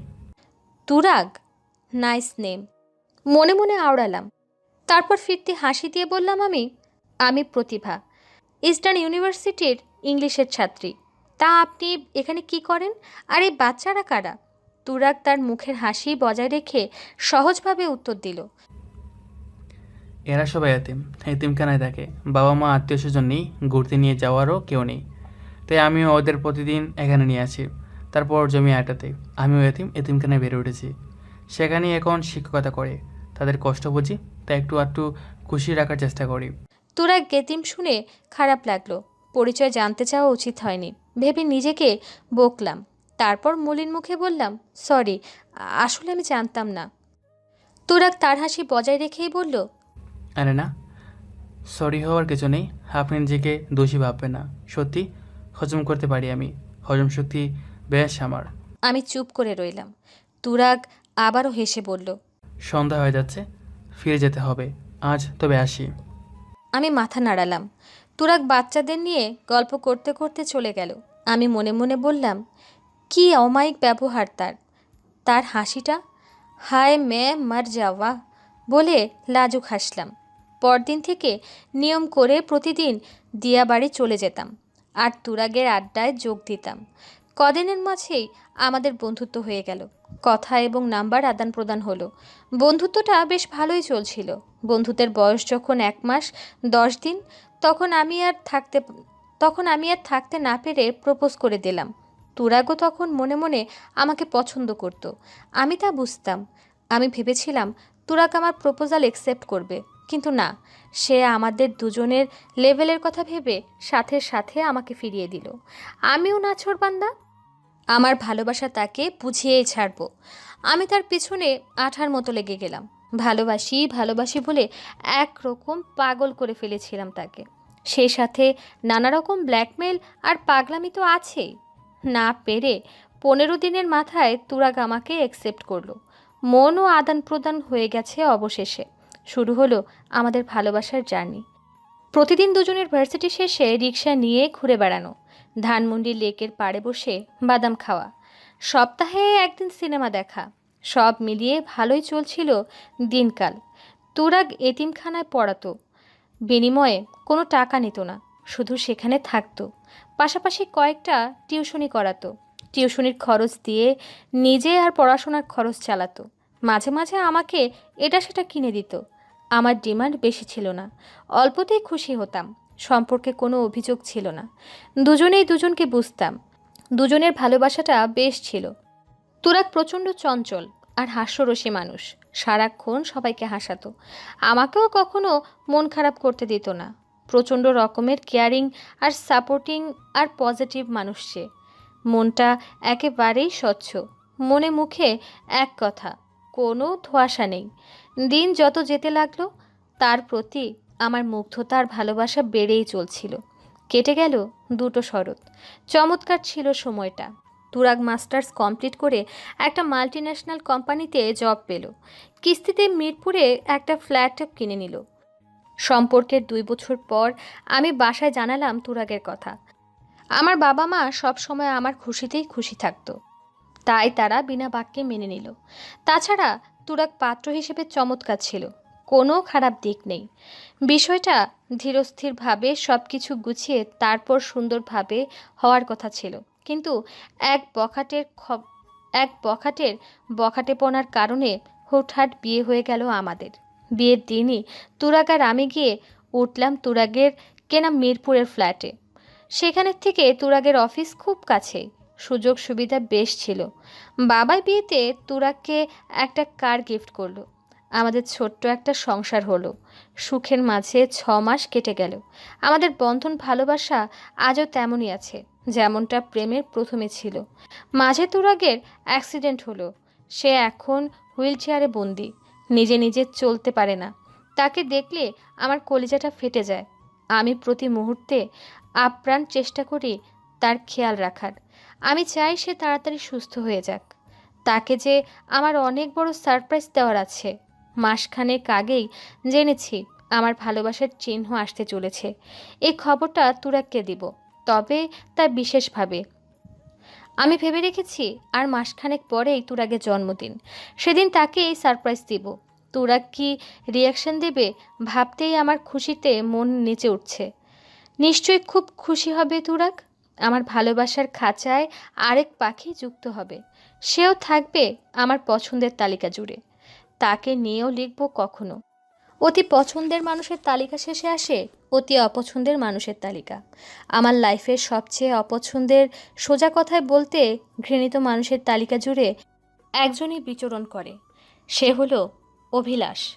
আমার জীবনের সকল দুঃখ কষ্টের কারণ। সেই স্কুল জীবন থেকে আমাকে টিচ করে যাচ্ছে, আঠার মতো লেগে আছে। আমি সেই স্কুল লাইফ থেকেই তাকে এড়িয়ে চলি, তাও সে আমার পিছু ছাড়ে না। তার কারণে আমি তাড়াতাড়ি করে তুরাগকে বিয়ে করেছি। তার অসভ্য আচরণের কারণে তাকে জেলে দিয়েছে বাবাই। ভেবেছিলাম বিয়ের পর অভিলাষ নামক ঝামেলাটা পিছু ছাড়বে, কিন্তু না, জেল থেকে বেরিয়েই সে আবার তার অসভ্যতা শুরু করেছে। এখন তো রীতিমতো তুরাগকে খুন করার হুমকি দেয়, বলে আমি যেন তুরাগকে ডিভোর্স দিয়ে তাকে বিয়ে করে নিই, না হলে সে তুরাগ আমাকে, আমার পরিবারের সবাইকে খুন করে ফেলবে। দিনকে দিন তার অসভ্যতা বেড়েই চলেছে। আমার কয়েকটা ছবি বাজেভাবে এডিট করে আমাকে পাঠিয়েছে। খুবই আপত্তিকর কিছু শরীরে আমার মাথা অ্যাড করেছে। দেখে মনে হয় যেন এটা আমি। অভিলাষ প্রতিদিন একটা একটা করে ছবি আমাকে পাঠিয়ে থ্রেড দেয়, বলে আমাকে 2 মাস সময় দিয়েছে। এরই মাঝে তুরাগকে ছেড়ে তার কাছে না গেলে তুরাগকে খুন করবে, আর আমি এসব কাউকে জানালে ছবিগুলো ভাইরাল করে দেবে। লজ্জায় ভয়ে এসব কথাগুলো আমি কাউকে বলতে পারি না। বাবাই আর তুরাগ তার সাথে ঝামেলা করবে, শেষে অভিলাষ তুরাগের ক্ষতি করে ফেলবে। এসব ভেবে আমি চুপ আছি। খুবই অশান্তির মাঝে দিন কাটছে আমার। না সইতে পারছি আর না বলতে পারছি। আমি তো তুরাগকে ছাড়তে পারবো না। না জানি অভিলাষ আমাদের কি ক্ষতি করে ফেলে, কি হয় আমাদের শেষ পরিণতি। বেশ কিছুক্ষণ সময় নিয়ে অধরা প্রতিবার পুরো ডায়েরিটা পড়ে শেষ করলো। প্রতিভা এই ডায়েরিটা মাসখানেক আগে লিখেছে, কারণ ডায়েরির প্রথম পেজে লেখা উৎসর্গ আমার আগত সন্তান। ধারণা করা যায় প্রেগন্যান্সির খবর জানার পর তার আগত সন্তানকে উৎসর্গ করে প্রতিভা ডায়েরিটা লিখেছে। ভবিষ্যতে প্রতিভা তার সন্তানকে ডায়েরি উপহার দেবে বলে হয়তো সিদ্ধান্ত নিয়েছে। আগের ডায়েরিগুলো হয়তো হারিয়ে গেছে, তাই এটা নতুন করে লিখেছে। প্রতিবার ডায়েরি পড়ে অধরা খানিক ভাবল, তারপর ফোন উঠিয়ে আদাবরকে টেক্সট করলো।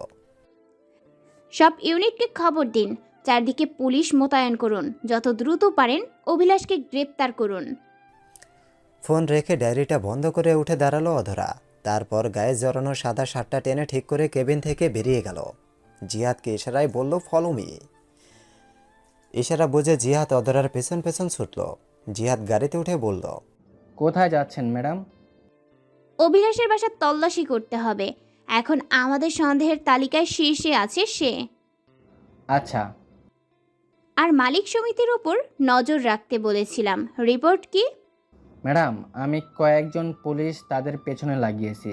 একটু আগে তারা জানিয়েছে মালিক সমিতির সভাপতি সহ 5 জন কাল রাতের আধারে সবার চোখ ফাঁকে দিয়ে বর্ডার হয়ে ভারতে চলে গেছে। অধরা কড়া গলায় বলল, করা সিকিউরিটির পরও কিভাবে পালালো? ম্যাডাম, তারা ছদ্মবেশ ধারণ করেছিল। কেউ মহিলা, কেউ বুড়ি সেজে বাসা থেকে বের হয়েছে। আমাদের লোক তখন তাদের ফলো করছিল। তখন তারা মেলায় গিয়ে হাজার লোকের মাঝে মিশে গিয়েছে, যার ফলে তাদের আর পাওয়া যায়নি। মিনমিনে গলায় বলল জিহাদ। অধরা এক রাশ বিরক্তি নিয়ে বলল, যাকে খানিক সন্দেহ করি সেই পালায়, তাও অভিযোগ আনার আগেই। এরা টের পায় কিভাবে? আর মালিক সমিতির সভাপতি নিশ্চয়ই এসবে যুক্ত ছিল, না হয় পালালো কেন? অভিলাষের বাসা তল্লাশি করার পর বেরিয়ে এলো আরও কিছু চমকপ্রদ ক্লু, যা হয়তো কেস সমাধানে সাহায্য করবে। অভিলাষের রুমে ঢুকেই সবার চোখ পড়ল ফ্লোরে পড়ে থাকা র্যাপিং পেপারের ওপর। প্রতিবার লাশের ওপর মোড়ানো র্যাপিং পেপারের মতোই কিছু কাটাছেঁড়া র্যাপিং পেপার এলোমেলো অবস্থায় পড়ে আছে ফ্লোরে। নীল র্যাপিং পেপারের পাশে 2টা সালমন কালারের পেপার এবং একটা হোয়াইট নেম কার্ডও আছে। একই রকম কাগজ প্রতিবার লাশের সাথে পাওয়া গিয়েছে। র্যাপিং পেপার, স্কচ টেপ, কাঁচি সব এখনও ফ্লোরে পড়ে আছে। বোঝাই যাচ্ছে এখানে বসে কেউ কোনো গিফট প্যাক করেছে। অধরা কাটাছেঁড়া কালার পেপারের কাছে গেল। হাঁটু ভেঙে বসে কালার পেপার হাতে নিয়ে তাতে সূক্ষ্ম দৃষ্টি দিল। সাথে সাথে তার দৃষ্টিতে বিস্ময় দেখা দিল। সালমন কালারের 2টো কালার পেপারের একটা কালার পেপারের একপাশে চতুর্ভুজ আকৃতি করে ফাঁকা, যা কেটে নেওয়া হয়েছে। সেটা হয়তো কিছু লিখে কেটে গিফট বক্সে আটকানো হয়েছে। অধরা খেয়াল করে দেখল প্রথম কালার পেপারের নিচে থাকা কালার পেপারটায় লেখার অবয়ব দেখা যাচ্ছে। একটা পেপারের ওপর আরেকটা পেপার রেখে খুব ছাপ দিয়ে লিখেছে নিচের পেপারটায়, ও লেখা বসে যায়। কালি না বসলেও ছাপ খানিক স্পষ্ট পড়া যায়। নিচের পেপারের সেই লেখার ছাপাংশ দেখা যাচ্ছে, যা অধরা লাশের সাথে পাওয়া গিয়েছিল। চিরকুটে লেখা সেই কথাগুলো এখানেও লেখা আছে। তার মানে অভিলাষ এখানে বসেই চিরকুট লিখেছে, প্যাক করেছে। তবে কি সেই 10 মিনিট সময় লাশের প্যাকেট নয়, লাশ নিয়ে আসা হয়েছে। তারপর বাসায় নিজের রুমে এনে আগে থেকে কিনে রাখা জিনিসপত্র দিয়ে লাশ প্যাক করা হয়েছে। সেটাও কিভাবে হয়? বাসায় তো অভিলাষের মা বাবাও থাকে, তাদের সামনে কিভাবে লাশ আনবে? আচ্ছা, কোথাও তারা এসবে যুক্ত না তো? তেমন হতেও পারে, কারণ প্রতিবার এমন নিখুঁত শ্বাস কোনো ছেলের দ্বারা সম্ভব নয়। নিশ্চিত শ্বাসটা কোনো মেয়েই দিয়েছিল, যার খবর নিয়ে জানা গেছে অভিলাষের মা অতীতে একজন বিউটিশিয়ান ছিলেন, পার্লারের কাজও করতেন, পরে অবশ্য ছেড়ে দিয়েছেন। তার দ্বারা এসব অসম্ভব নয়। অভিলাষের রুম তল্লাশি করে পাওয়া গেল 2টো রিসিট, একটা ড্রেস কেনার রিসিট, যাতে ড্রেসের মূল্য এবং ক্রেতার নামের স্থানে অভিলাষের নাম নিবদ্ধ। আরেকটা জুয়েলারি শপের দেওয়া রিসিট, যাতে ক্রেতা অভিলাষের নাম আর তার কেনা একটা নেকলেস সেট এবং বিশাল অঙ্কের একটা মূল্য লেখা আছে। দুটো জিনিসই কেনা হয়েছে প্রতিভা খুন হওয়ার 2 দিন আগে। রিসিট দুটো, কালার পেপার, র্যাপিং পেপার, যেন অভিলাষের খুনি হওয়ার সন্দেহকে আরও গাঢ় করে দেয়। তবে অভিলাষ একা নয়, তার সহযোগীও কেউ আছে, কারণ একজনের দ্বারা কখনোই এত কিছু সম্ভব নয়। অভিলাষের রুমে কেস সম্বন্ধীয় আরও কয়েকটা জিনিস পাওয়া গেছে, যা হলো অভিলাষের ডায়েরি। ডায়েরি জুড়ে প্রতিভার বিচরণ। ডায়েরির প্রথম দিকের প্রতিটা লাইনে প্রতিভার প্রতি অভিলাষের ভালোবাসা ব্যক্ত করেছে। এ যেমন, আচ্ছা প্রতিভা, ভালোবাসার কি কোনো দাম হয়? যদি হতো তবে আমি নিজের জীবনের বিনিময়ে হলেও কয়েক সেকেন্ডের জন্য তোমার ভালোবাসা কিনে নিতাম। কি দোষ করেছি আমি? কেন এত কষ্ট দাও আমায়? একটু ভালোবাসলে কি এমন হয় বলো? খুব ভালোবাসি যে আমি তোমায়, তুমি অন্য কাউকে ভালোবাসা জেনেও বলতে পারি না তোমায়। প্লিজ আমাকে একটাবার ভালোবাসার সুযোগ দাও, কথা দিচ্ছি ভালোবাসার উচ্চ সীমায় নিয়ে যাব। এভাবে অর্ধেক জুড়ে শুধু নিজের প্রেম প্রকাশ করেছে অভিলাষ। শেষের দিকে তা পরিণয় হয়েছে রাগ আর ক্ষোভে। এই যেমন, কি ভেবেছিলে আমাকে জেলে পাঠিয়ে তুমি অন্য কাউকে বিয়ে করে সুখী হবে? এমন চিন্তা মাথায়ও এনো না। আমি জেল থেকে ফিরে এসেছি, এখন তোমার জীবন নরক করে দিব। তোমায় আমি না পেলে কাউকেই পেতে দিব না। তোমার সুখ হাসি সব আমার জন্যই হতে হবে। অন্য কারোর জন্য হলে তাকে শেষ করে দেব, তার আগে তোমাকে শেষ করে দেব, কারণ তুমি আমার ভালোবাসাকে অগ্রাহ্য করে তাকে বেছে নিয়েছো। আমি তোমাকে শান্তিতে থাকতে দিব না প্রতিভা। একই বিল্ডিংয়ে থাকি, খুব দেখা হবে। আমাদের প্রতিটা সাক্ষাৎ তোমাকে নরক মনে করিয়ে দেবে। তোমাকে এমন শাস্তি দিব যে কাউকে বলতেও পারবে না, আবার সইতেও পারবে না। সো তৈরি হও আমার প্রতিশোধ গ্রহণ করার জন্য। তুমি আমাকে ছেড়ে তুরাগের সাথে খুব সুখী বোধ করছো, তাই না? আজ তোমার সেই সুখটা ছিঁড়ে নিলাম। তোমার ভালোবাসার তুরাগকে ভাড়া গুন্ডা দিয়ে অ্যাক্সিডেন্ট করিয়েছি, যে হাল করেছি আশা করি বাঁচবে না। খুব শান্তি লাগছে। এমন একটা প্ল্যান করে অ্যাক্সিডেন্ট করেছি যে একটা কাকপক্ষীও জানতে পারবে না যে আমি তোমার প্রাণপ্রিয় স্বামীর মারার অ্যাক্সিডেন্ট করিয়েছি। কেউ না, সবাই জানে এটা নেহাতি আকস্মিক দুর্ঘটনা মাত্র, মূলত এটা পূর্ব পরিকল্পিত। এটা তুরাগের শাস্তি। সে কেন আমার প্রতিভা আমার ভালোবাসাকে কেড়ে নিল? সে স্কুল লাইফ থেকে ভালোবাসি আমি। আমার ভালোবাসাকে কেড়ে নেওয়ার শাস্তি তো তাকে পেতেই হবে। তুরাগকে শাস্তি দিয়ে দিয়েছি, বেটা মরুক। একবার তুরাগের বাচ্চা মরুক, তারপর আমি আমার প্রতিভাকে আমার কাছে নিয়ে আসবো। আপোষে না হলে তুলে নিয়ে আসবো, তাও না পারলে শেষ করে দিব ওকে। ও আমার না হলে ওর বাঁচার অধিকার নেই। তুরাগের কই মাসের প্রাণ এত বড় অ্যাক্সিডেন্টের পরে বেঁচে গেল। যদিও পায়ের হাড়গোড় ভেঙে একাকার হয়ে গেছে, আর হাঁটতে পারবে না হয়তো, কিন্তু তবুও রাগ লাগছে। বেটা মরলো না কেন? মরলে ভালো হতো। কারণ তুরাগের এই অবস্থায় প্রতিভা তাকে ছেড়ে এক মুহূর্তের জন্যও যাচ্ছে না। হাসপাতাল থেকে আজ বাসায় এনেছে তুরাগকে। প্রতিভাকে দেখে মনে হয় ব্যথা তুরাগের না তার লাগছে। সে কি ব্যথিত চেহারা আর যত্ন ভাব দেখলে রাগে গা চলে যায়। এমন যত্ন পাওয়ার যোগ্য কি আমি ছিলাম না? কেন হলো এমন? ভাগ্য কেন আমার সহায় না? কেন? তবে সে যাই হোক, ওদের দুজনকে এক হতে দিব না, কখনোই না। আলাদা করে ফেলবো, একদম আলাদা। খুন করে ফেলবো, আগুন লাগিয়ে দেব, এমন কিছু করব কাকপক্ষীও টের পাবেন আসলে হয়েছে কি। অধরা আন্দাজ করলো এগুলো অভিলাষের জেল থেকে ছাড়া পাওয়ার পর এই ডায়েরি পড়ে আরও ক্লিয়ার হলো যে অভিলাষই খুনে। প্রতিভা আর তুরাগের প্রতি তার অনেক ক্ষোভ। তুরাগকে খুন করতে চেয়েছিল, কিন্তু ভাগ্যক্রমে তুরাগ বেঁচে গিয়েছে। কিন্তু প্রতিভাকে কোনো রিস্ক না নিয়ে জানে মেরে দিয়েছে। তবে একটা ডাউট থেকেই যায়, সেটা হলো প্রতিভার হ্যান্ডরাইটিং। চিরকুটে প্রতিভার হ্যান্ডরাইটিং আসলো কিভাবে? প্রতিভাকে খুন করে অভিলাষ নিজ বাসায় এনে লাশ প্যাক করেছে। কাটাছেঁড়া গিফট পেপার দেখে মনে হয় প্রতিভার লাশ এখানেই প্যাক করা হয়েছে। র্যাপিং পেপারের সাথে সাথে চিরকুট লিখেছে। প্রতিভাকে যদি মৃতই আনা হয়, তবে প্রতিভা নিজের হাতে লিখলো কিভাবে? কোথাও প্রতিভাকে জীবিত এনে এখানে মারা হয়নি তো, কিন্তু সেটাও কিভাবে সম্ভব? ফরেনসিক রিপোর্ট অনুযায়ী প্রতিভার মৃত্যু হয়েছে রাত 3টা নাগাদ। লাশ আনা হয়েছে 4টায়। সে হিসেবে মৃতই এনেছে প্রতিভাকে। কিন্তু কথা হচ্ছে মৃত ব্যক্তির হ্যান্ডরাইটিং আসলো কিভাবে? এখানেই রহস্য। কিভাবে কি হয়েছে জট খুলবে অভিলাষকে ধরতে পারলে। কিন্তু অভিলাষ তো নাগালের বাইরে। পুলিশ চারদিকে খুঁজে বেড়াচ্ছে, কোথাও পাওয়া যাচ্ছে না তাকে। বসুন্ধরার আবাসিক এলাকার রাস্তা ধরে হেঁটে যাচ্ছে একটা ছেলে। হলদে ফর্সা গায়ে সাদা টি শার্টের ওপর নীল চেক শার্ট জড়ানো, পরনে তার বুলো ডেনিম প্যান্ট। ফর্সা চেহারার ধূসর কালো ঠোঁট দ্বারা বেশ কায়দা করে সিগারেট খাচ্ছে। খানিক পর উদাসীন চোয়ালটা আকাশের দিকে তাক করে নাকমুখ দিয়ে ধোঁয়া ছাড়ছে। দুই কানে ভর দেওয়া কালো লাল মিশ্রণের হেডফোনটা মাথায় জড়ানো। ভাবভঙ্গিতে বোঝা যায় গান টান শুনছে।